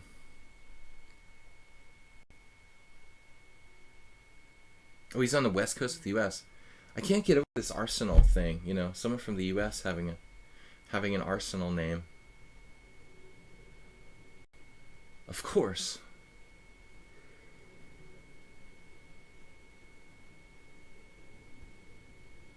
Bishop d6. I don't really want to allow any trades of pieces. Of course, we have this tactic knight f5. Maybe I had that? No. Yeah, no. I don't think so, but it's in the air. Once again. These are kind of unpleasant endgames. I've been in this sort of situation here, trying to learn the bishop f5 Caro-Kann in the last year or two, because I never played it in serious games. I've been playing it off and on just for practice here on Lichess. Yeah, it does sound like one of those math problems from the Scholastic Aptitude Test or something. So castles, kingside. We don't really have a kingside attack, admittedly.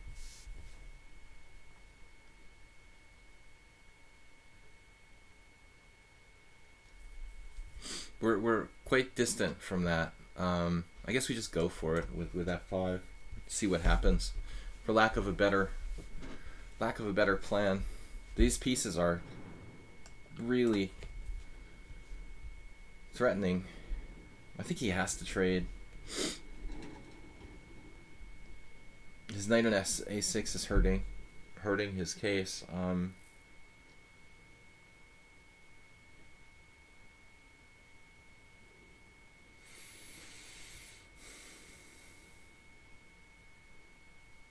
But I can't just give him my h5 pawn. Damn, Bob. you're completely equalizing. No. He just dropped this piece to win the pawn on h5, just when everything was almost okay for black. It's okay to get out of the water, Bob. It's just a shark attack. So how okay is his position after rook takes e5? Almost okay? Fully okay? It's like almost okay.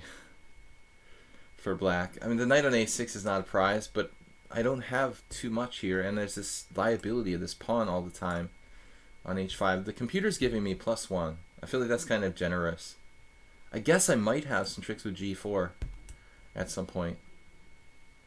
What about the opening? Has this ever been reached, like this position with queen b6? There's no way, right? Where did we leave book? Just e6? Zelcic played this. Speaking of Croatians,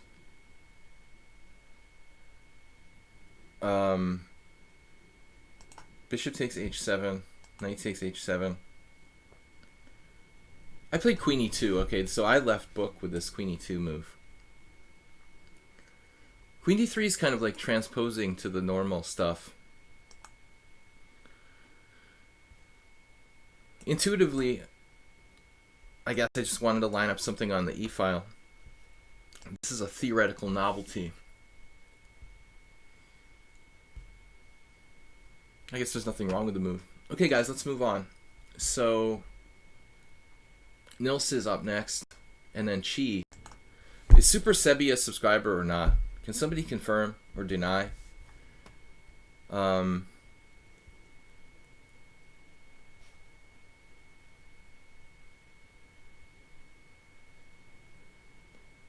playing the Nimzo a lot, but let's just try something different. I mean, I'm getting kind of bored with playing the same stuff. 5+3, fairly fast game. Only on a very rare occasion have I played the Queen's Gambit declined. I can probably count on 2 hands the amount of games.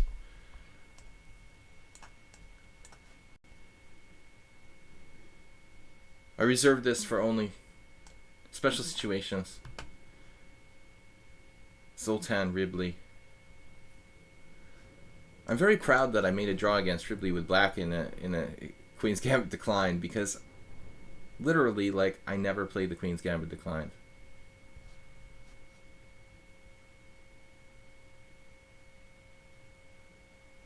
Nils ends up playing this kind of sharp variation that I don't know.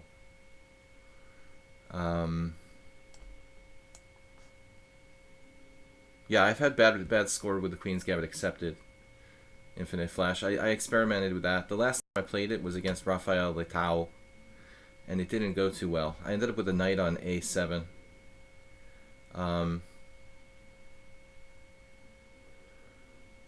You don't want to ever have a knight on a7 unless your initials are RR.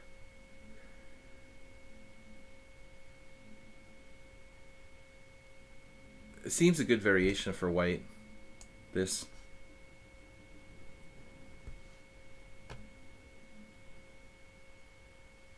Monka or Monka?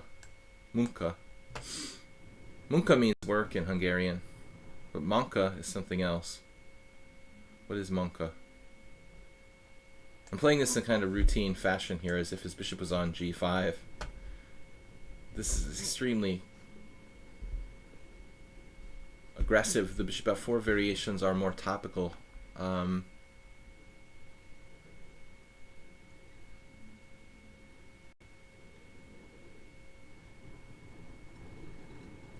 definitely out of my comfort zone. Well, that's the racist frog. What are the typical donations in order to become a subscriber? Oh, Super Sebi, you're not a subscriber. Okay, there was a conspiracy theory that you were a subscriber yesterday, but I didn't think so. Well, the subscription is not like a donation. It's strictly a subscription on Twitch. You just go to like subscribe button on Twitch and subscribe. It's different from a donation. I mean, donation goes completely to me. A subscription on Twitch is like a subscription on their site, and you know, it's split between me and Twitch essentially. Knight f3. This is a tough line. I don't know what I'm supposed to do here. I'll just continue to play like the normal type of position. Somebody said knight b5. Uh-oh. You had that last move. Yeah, but there's checks. There's checks. So don't worry about it. Now, knight b5, there's bishop b4 check. It's not working. It's a nice idea, though. You should be focusing on those tricks with bishop c7, Falkbeer. But it doesn't work in this position, though sometimes it does. Yeah, there's bishop e4 check. That's simple. Now he castled kingside, which is pretty reserved. So there's that.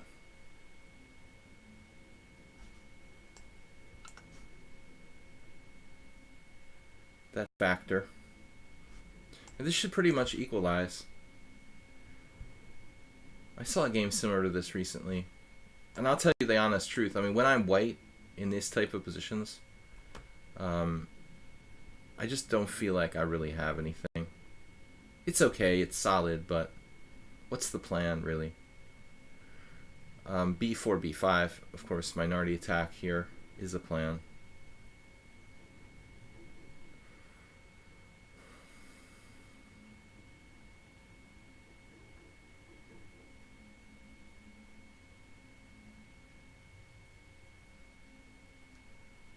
What would Nesbedinov do? The famed Tatar attacker, like, strangely played the Queen's Gambit decline sometimes with black. It's funny sometimes how people... Hikaru does that too. It's a very strange choice for an aggressive player. Knight e4, knight takes e4 takes, bishop takes e4. Doesn't work. My knights are strangely sort of stuck. We know where to go.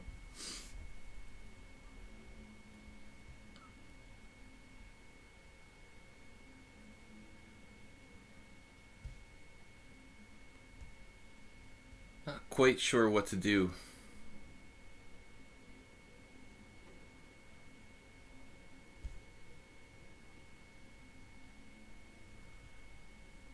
I don't see any plan. I think white doesn't have a plan. Black doesn't have any plans. It's pretty harsh. Queen e7 maybe? Seems like just a blatant waste of tempo.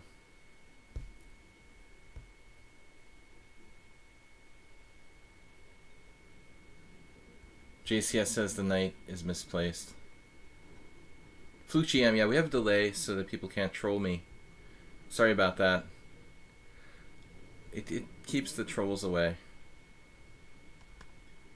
So Nesbedinov was never a grandmaster. Well, in those days, it was really hard to get the GM title. I mean, very few tournaments. And the guy just didn't, he just didn't get to travel enough to play in international competitions. Yeah, he was like renowned. But I was just talking in terms of like aggressive players sometimes choosing to play solid style openings that are like not really good for their, as I said, style. Stream snipe.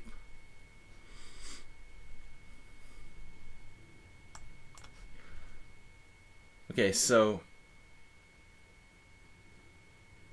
we have some attacking chances, perhaps now, at some point.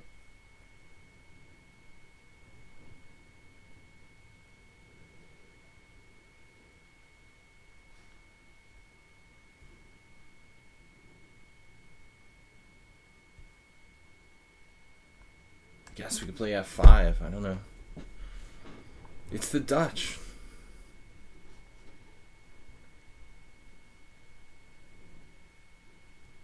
Okay, f5 is risky, but crossing the street is risky, especially in Budapest. Try Commonwealth Avenue in Boston. I was professional at that. Do you hear about the streamer whose house was shot at during a stream? Well, that's like whatever, man. I mean, they do crazy stuff like that to people. Trolling them. They called the SWAT team on people. I mean, this seems like a kind of, sadly, an almost standard thing, Bob.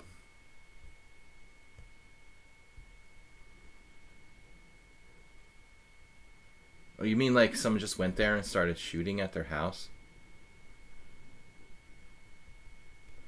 I thought you meant like swatting them or whatever. Does the Queen's Gambit decline when you play Bishop G5 as white? Should you take the knight on f6 if black goes h6? You almost never take the knight on f6 with bishop on g5 and the queen's gambit. To make a long story short. Now, Nils just traded his white squared bishop here, which could leave him prone to a kingside kingside problem. We have a very, very strong attack now. So this was a bad decision to play bishop takes e4. Do you know which GM signs with Bali?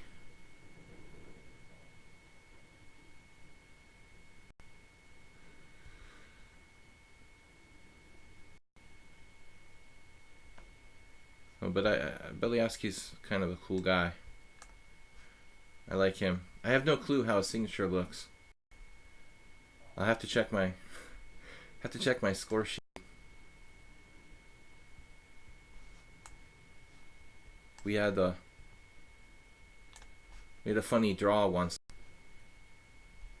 where I was like clearly better and offered a draw, and he took, of course, and my friend Alexander Boykevich like went nuts.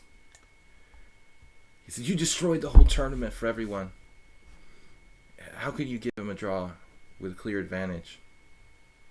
Belli, I don't know. That could be some Italian grandmaster or something. Bellia. Isn't there some Italian grandmaster? Like Bellia?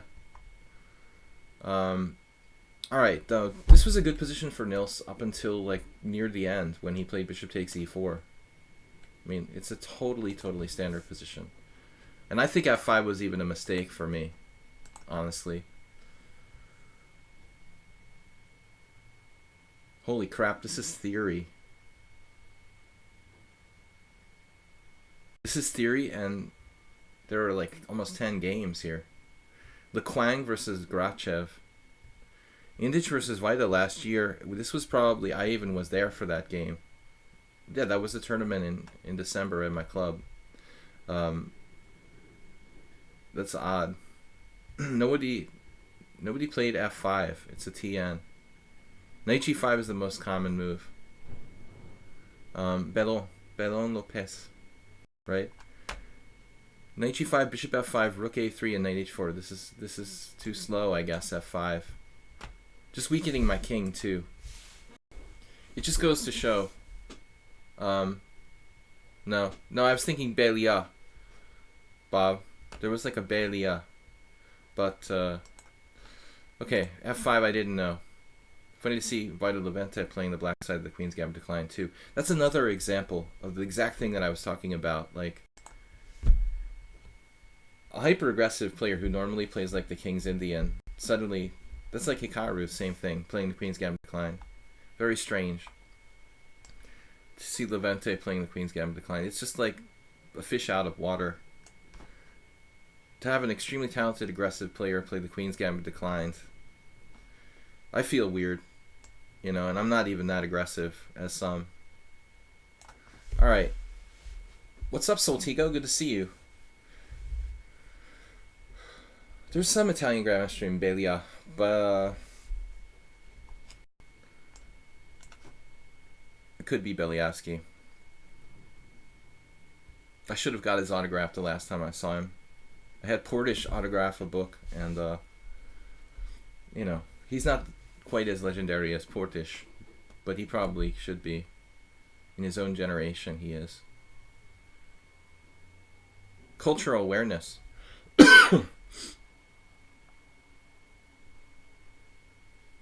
Where you celebrate and play systems from different parts of the world. I mean, the problem is, Bob, that people like have arbitrarily given chess opening names to things. You know, I think chess opening names are very arbitrary.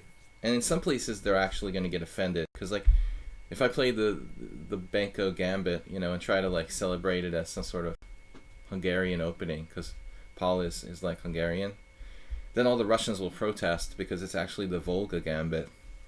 Like, you're gonna create all kinds of disagreements. It's like music. You can't make everybody happy. Soltigo, take care, man. Thanks for stopping by. Get some rest. Yeah, I think I'll pass on that, Bob. It's a great idea. We had the same line last week with bishop e4, and so here it turns out like I've always played c6 in this position, but the engine recommends bishop e6. So let's just give this a try for the first time. Only the biggest names in the Ukrainian variation. By the way, along that theme, while we're talking that theme, this is called the Ukrainian. Like old Indian Ukrainian variation, apparently. Another favorite of Nesmedina of the system. But also, lending credence to the name, my friend Igor Foigl, who was a trainer in Ukraine and moved to the United States, he plays it, or used to play it, religiously. So there is some truth to this being the Ukrainian variation.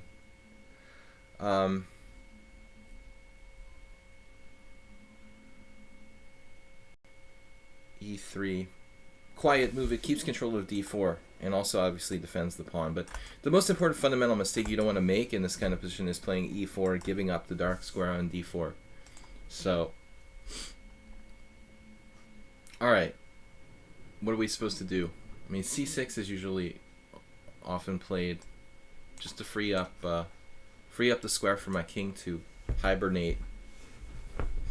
Yeah, I mean e3 defends the pawn. It just doesn't cede the e4 square, which is the single most important positional concept you can know with white and black in these lines. If white plays e4, he's basically got a serious problem. A lot of beginners tend to do that. So we learned some real things in my stream. I'm not just playing bullet and messing around, you know. Lajos. Yeah, Portish, okay. I don't know enough about Hungarian, you know, names and historical significance and stuff. But Portish is a very rare name. I don't know what the story is with that. You'd have to talk to a knowledgeable Hungarian, but it's definitely not a typical Hungarian name. I mean, it may be Hungarian, but it's not a sort of common type of name. Very unique. It may have a Serbian. It may have a Slavic, you know, sort of connection. No clue. All right. He's a very nice guy. Beliavsky, who was mentioned earlier, also a player who I have immense respect for. I highly recommend studying the games of both those players, Portish and Beliavsky. Also, I like Beliavsky's book. He has a collection that was published like 15 years ago, Uncompromising Chess. I strongly recommend, if anybody, you know, is looking for a great player, and maybe someone new that you haven't followed or studied. If you pick up Uncompromising Chess by Beliavsky, you won't be disappointed. A very, very good buy, and a unique player with a lot of great wins. Alexander was like in the top 5 in the world at one point. He lives in Slovenia, you know. He's not Slovenian. Michal Chisin and Beliavsky are, you know, I want to say Beliavsky's from Ukraine, but I'm not 100% sure.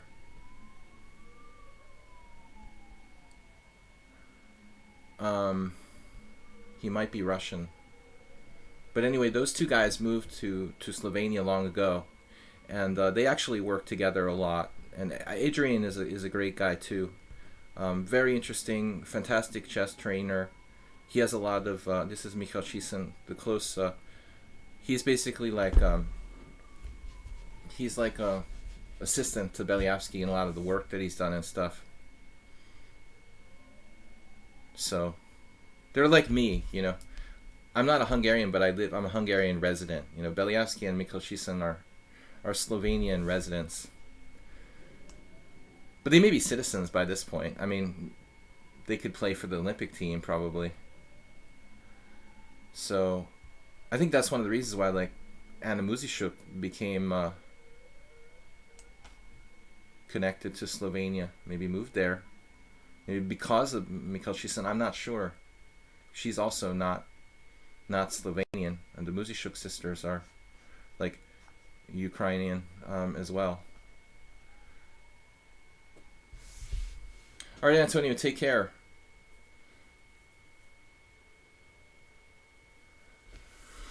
Okay, this has been an interesting game. Not that typical for this line.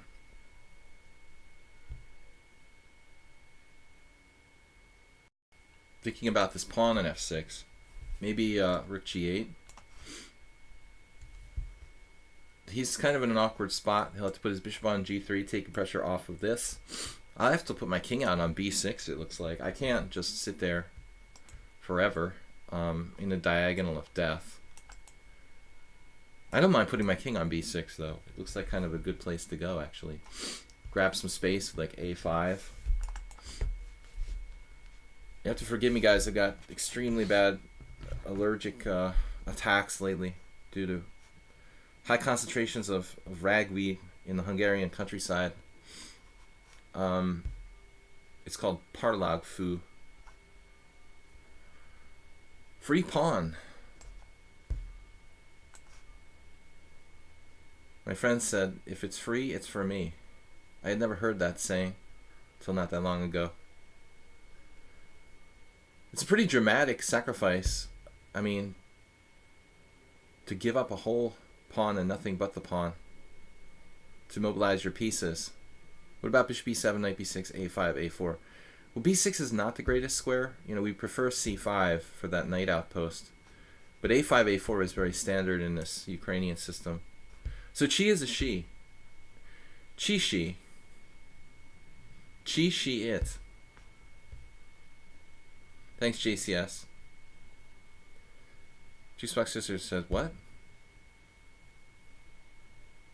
Help improve the stream. GG Helis. It'd be awkward to walk in Russia with such a last name.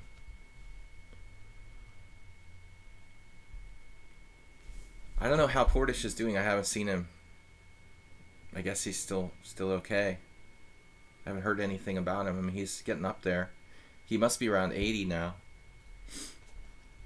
Benko is like 90. And as far as I know, he's still alive and healthy. This is a strange resignation. Why resign so early here, Chi? Don't resign. I think you still have a little bit of compensation. Some access to squares. I wouldn't resign quite yet. But okay, she overlooked c4. This is awkward though. I would probably play like bishop g3. I was seriously thinking about playing king b6. And then something like a5, knight c5 with a slight edge for black. It's okay. But I thought you handled the opening okay. But I also don't, on the other hand, I don't like bishop g5. It's not my favorite move. I think that there are better ways to play. But my recommendation would be not to play d takes e5. Don't play this move, okay? We'll consult the Ponda, but we'll see what he says. Don't give up your pawn center, okay? Don't trade off your strong point in the center. William taught me that. It's very important, okay? Even if you think it's good to trade queens, it's probably not a big deal. So keep the strong point. Just play knight f3. Good luck. So that's some sound advice from the Ponda. Just maintain, you know, keep the tension, maintain the strong point on d4. Don't submit to the temptation to give up your pawn center with d takes e. As tempting as it is, it's actually, at best, white is equal after d takes e, objectively. There may be some kind of, I don't know, microscopic advantage if you played perfectly, theoretically, but I don't think the score is going to be too good for white in the long run. Any other subscribers before we continue with Phil Lord? Let me know, guys. We have 25 minutes left. Did I miss any subscriber challenges? In the Sicilian, why not take with queen takes d4 and try to blow black off the board? Well, Magnus Carlsen experimented with that recently. But like queen takes d4 is better in some positions than others, depending on black's second move. You know, the so-called Moscow variation or check over variation is fully playable for white.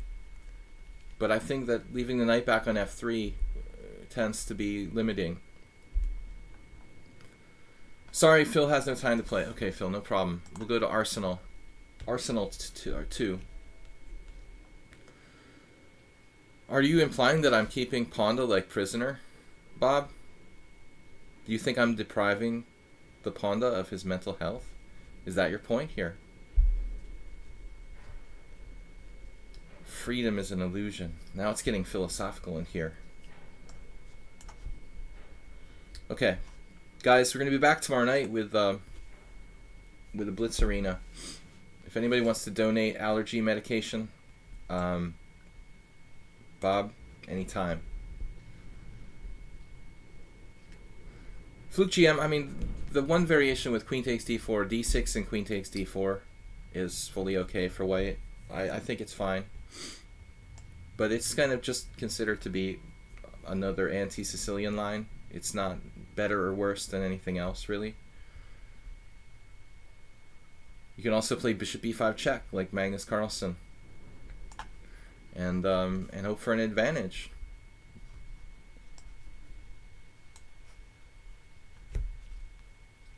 Fuchiem, I think I subbed. There can be a delay, I guess. Sometimes. Acerbate with the Ponda. Thank you for sharing the Ponda emote. Acerbate, did you resub recently? You got all three emotes though. Tier 1 is my emote. The tier 2 is the Ponda emote. D5. Tier 3. Acerbate.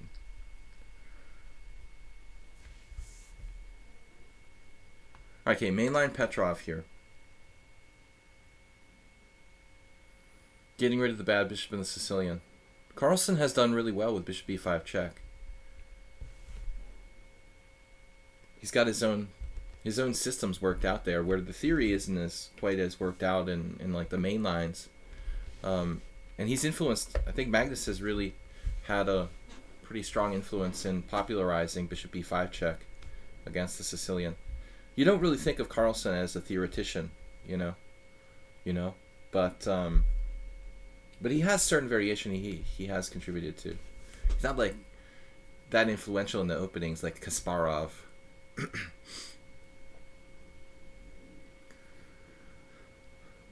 Tier 3.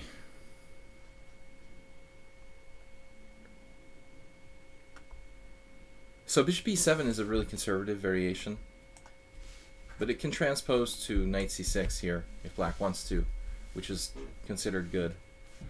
Without knight c6, it's more passive. If you play something like c6 or takes, actually knight f6 or c6 here, alternatives. There's also like, no, that's something else. I don't think you can play bishop g7, bishop g4 here, can you? Excuse me.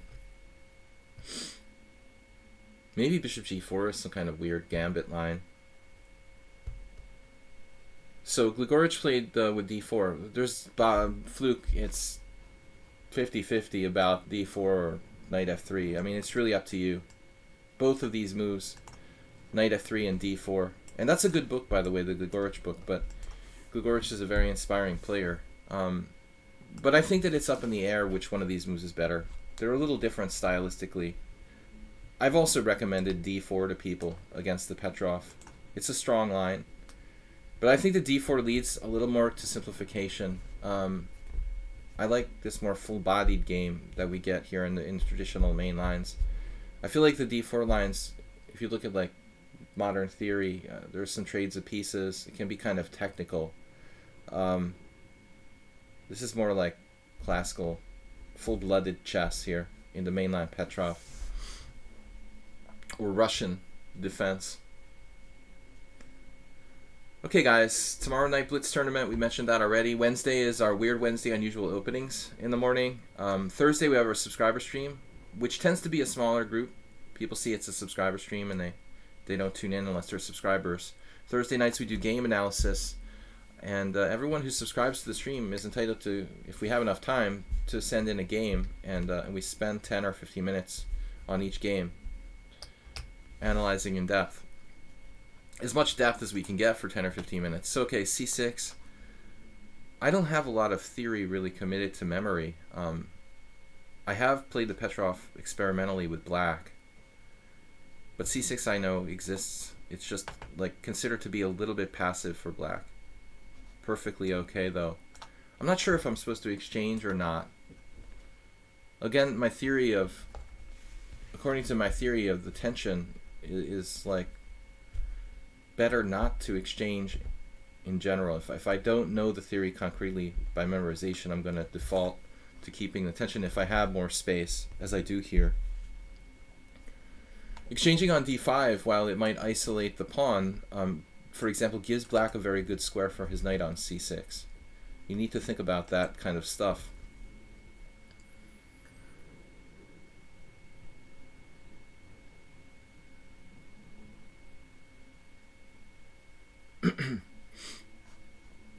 Exacerbate the problem. I always thought of acerbate's name, like exacerbate.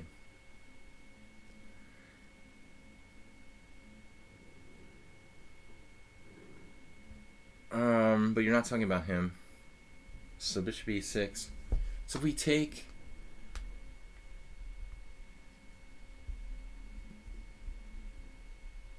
I was looking at rook b1, but that would concretely lose a pawn.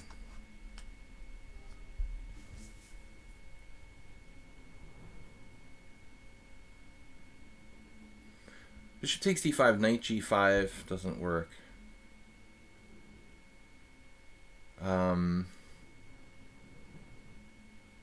Or does it? No. c4 is not good.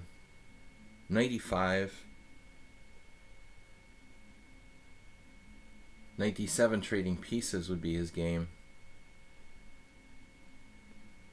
Maybe we can play just some quiet move like rook b1 here. We try to induce weaknesses in black's position with b6. There are similar lines with rook b1.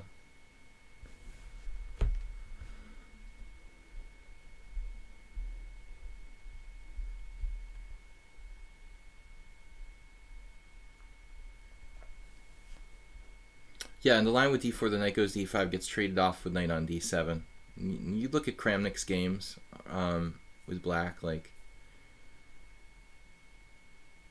you get into technical positions where like all the knights get traded and white has some kind of like very lasting little advantage. So if you like small static advantages, probably the d4 line. I think Arsenal just blatantly, I guess I want to call it a blunder.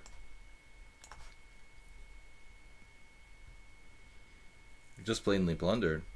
I mean, that's the vital pawn. It gives me access to f7. We're on his bishop on e7. Even if he were to win back a pawn eventually on c3 or a2, it doesn't seem as significant as letting my rook into the action. There's one kind of important variation where black plays knight d7 and traps the piece on b7. But that's with the bishop on d6. If we try to play like knight here, trap the rook on b7. But the thing is, like, that's probably not going to fly with the bishop on e7. When you go knight b6, you're never going to be able to play like queen c8 or something. Maybe you could trap it with the bishop on d5, actually. Knight d7, rook takes b7, knight b6 threatening c5, winning the exchange. Although I'm not sure. Black is in a lot of trouble here. It's just, I think this is just over.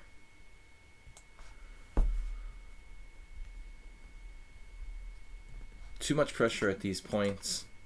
I have knight takes h7.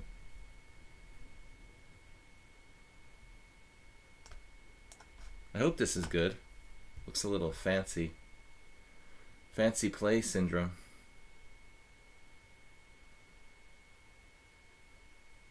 Too much.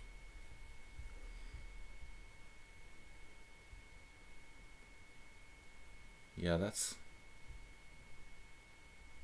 Well, here we have a lot of choices, actually. There's a check on f6 and take on d5.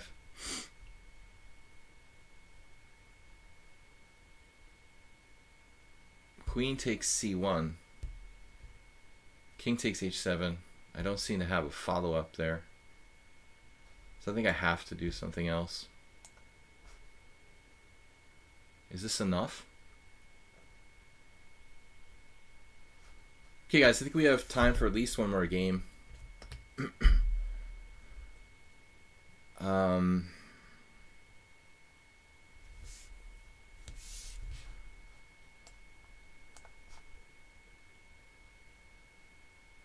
I'm used to playing the rook b1 Grunfeld, so that's kind of a standard trap almost. I guess at the end of the day, we're just up too much stuff.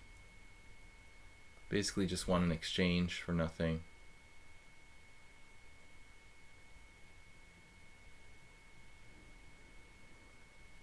No clear threat though.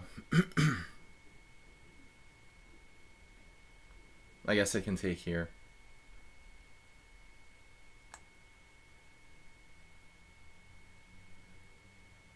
And let's take on f8.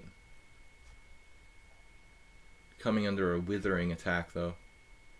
Practically no way I can survive. Not good. So if you go back to the theory, I mean c6 is played, but it's rare.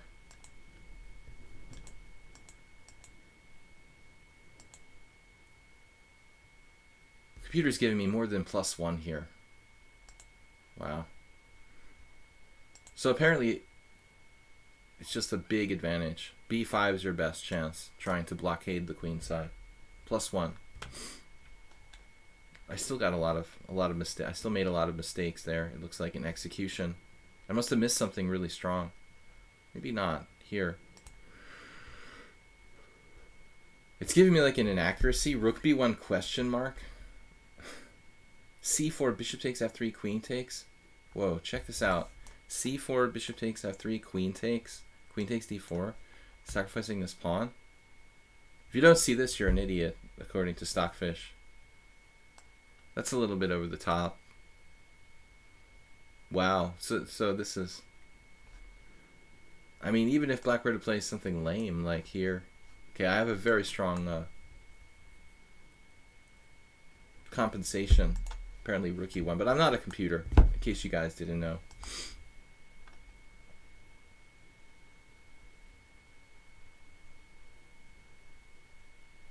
JCS sent me a challenge. Okay guys, last game for today. This is JCS, one of our subscribers. He's quite strong, especially in the opening. Seems to be very well. Have his openings well thought out, you know, for what I would call an amateur player. 2000. A strong amateur. I mean, 2000 is extremely strong, I think, in the average realm of chess anyways, but a lot of people here, like on Lichess, who are rated 2000 are totally bankrupt in terms of opening knowledge. JCS seems to be well studied. There's the Berlin defense, which I don't have any interest in playing castles, knight takes e4. It's just terrible. Very hard to, next to impossible to get an advantage for white after castles, knight takes e4.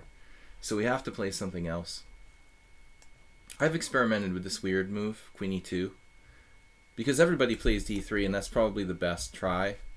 And you can also play, I guess, the 4 knights, but at least with queen e2 we make people think a little bit. Objectively, like, our queen should probably have some kind of downside. This is a very old move, like literally over 100 years old. There are games, romantic era games, with queen e2.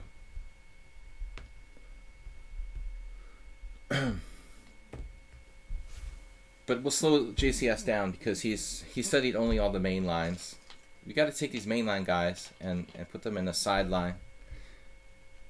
You play d3, yeah. I mean, d3 has been studied. It's recommended in a video series on ChessBase by Spidler.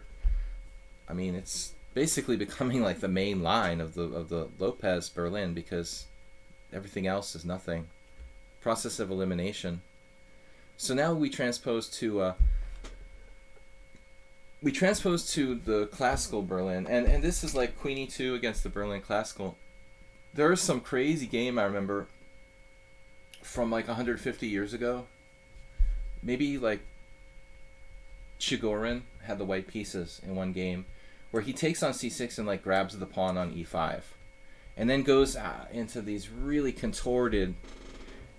He's playing some amateur master, and he goes into contortions trying to take this pawn on e5, but it's really, really dangerous. I don't think it's recommendable to try to take the pawn.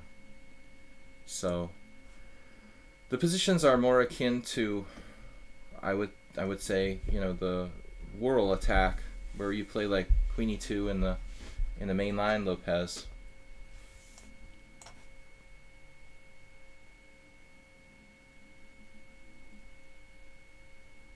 My rook e8 facing off against my queen on e2. That basically kind of kills my ability to play anything with d4 effectively. And also, what I want to say, it also just defends the pawn. Of course, defends the pawn on e5. So this is probably best for black, undoubtedly. Maybe my last move, maybe my last move was actually a mistake. Because if we play something else here, I don't know. JCS knows what he's doing.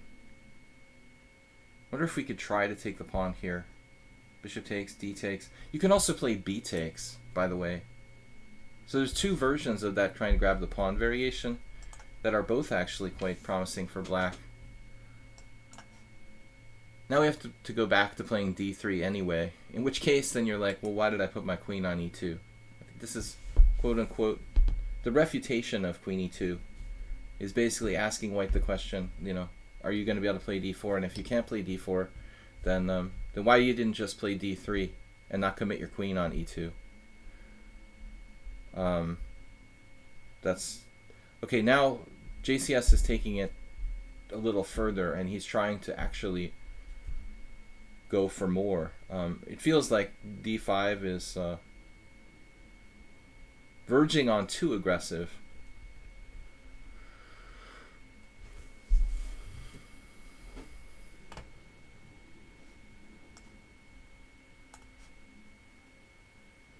I think the black could be content to play d6. Wow. Bishop g4. Speaking of keeping the tension, right? Wait, why can't I take on f6 and win a pawn here?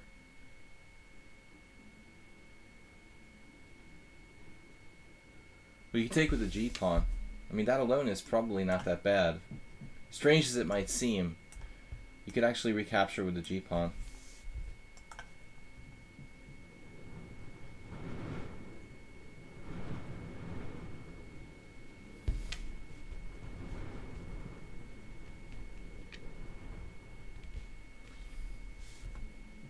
So I'm just fighting for control of these central squares, trying to get him to surrender. Come out with your hands up. It's become kind of a positional battle. I mean, it looks really aggressive, all these bishops swinging out there and stuff, but I think in reality, yeah, I mean, d4 might not be a bad move.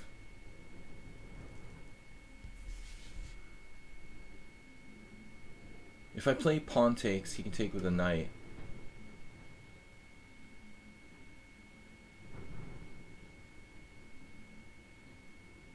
But the moral of the story is what? Like, keep the tension.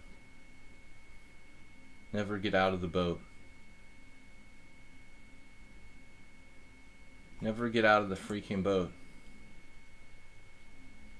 Pawn takes, bishop takes. No, bishop takes c6.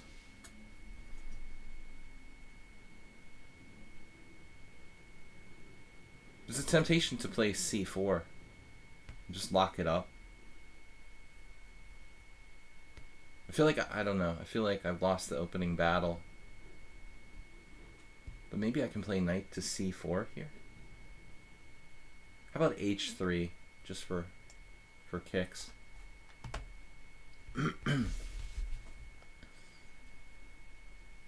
I don't want to play g4, but I want to have the option to maybe do that at some point in the future. Although I am weakening my king side, there may be some ramifications of this come back to haunt me.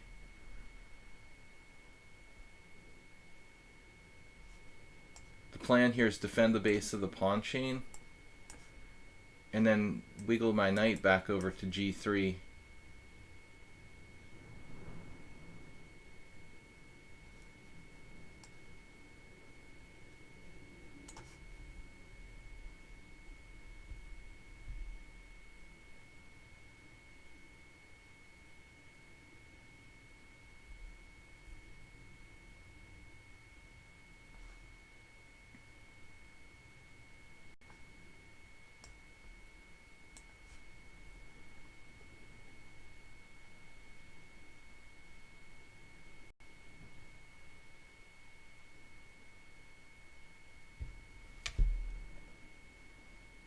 Knight h4.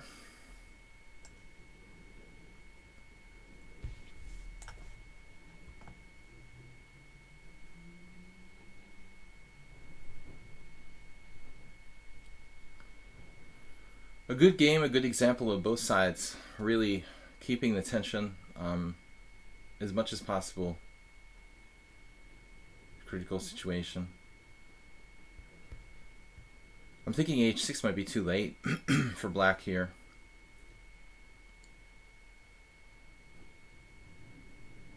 Perhaps not. Yeah, I mean, if knight, yeah, actually it's probably too late because I have knight f5 now, and if you move the queen, I have tricks with knight takes h6 check and takes on f6. I may be better now. The flying buttress.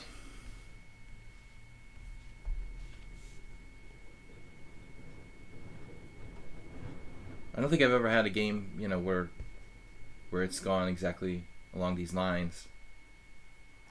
But I think I did the right thing in terms of keeping the central tension. Because the temptation was very, very strong to like close it or take on c6 or try to resolve the situation.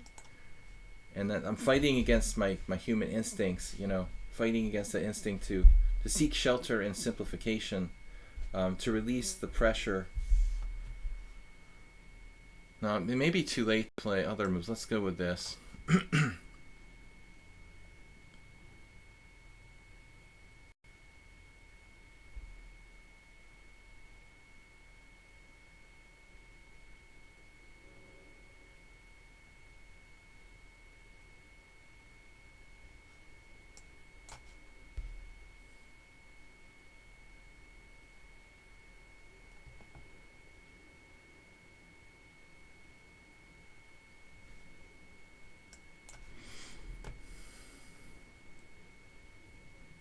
Two knights against two bishops, making for an interesting struggle. Okay, I'm gonna lock it up now.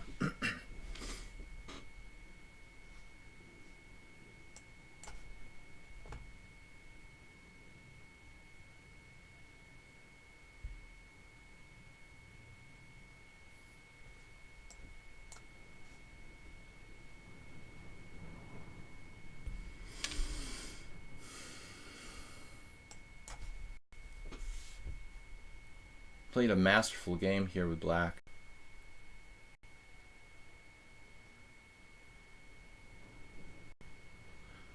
Placement of my king is kind of sketchy. It's also got a massive time advantage.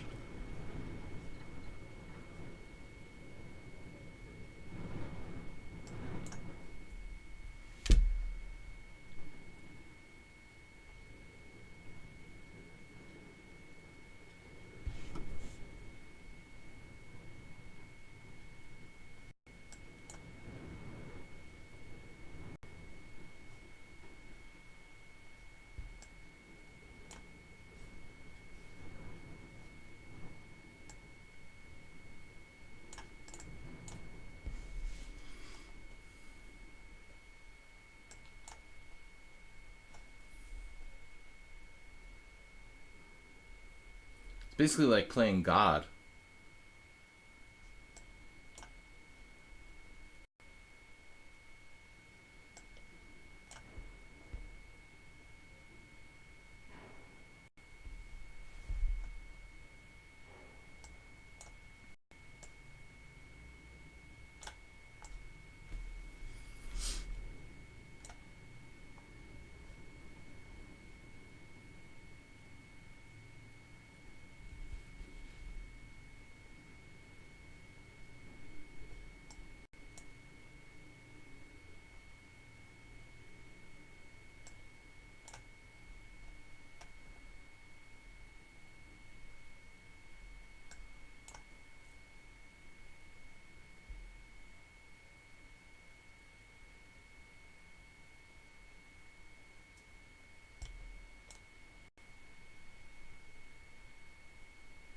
I just have to take a draw by repetition. I mean, there's no way I can do more than that. It was a very good game. Considering Black had a great position, I think. That's gonna end it up for today, guys. Good game. I have to take the draw here. I have 2 pawns hanging. I just don't think that it's even conceivable to play for more than a draw.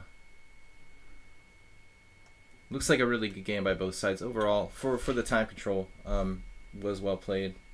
I think you were better though. Plus the time advantage, not easy. Tricky though. I was kind of losing the battle on the queen side. Anyway, guys, thanks for watching and playing. International Master William Paschall signing off here from Lichess and Twitch. Thanks for playing and watching the Ponda as well. Thanks, guys. Don't forget to support the stream. We welcome donations and bit donations, and please subscribe.